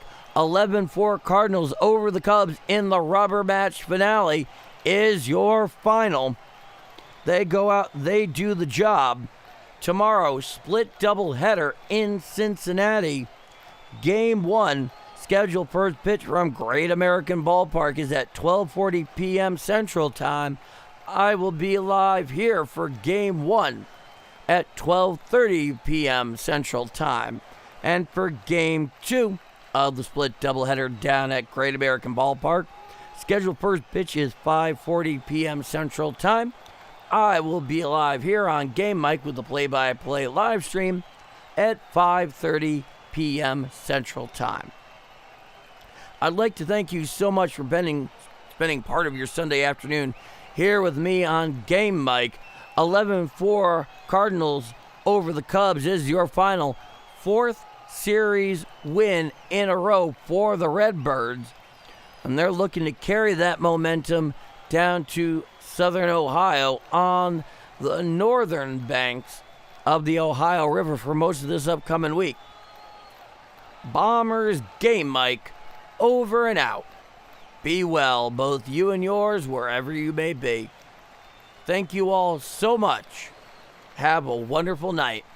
11-4 Cardinals is your final on the Sunday afternoon in Wrigley. I'm Paul D. I'll see you for 2 tomorrow. Have a great rest of your Sunday night.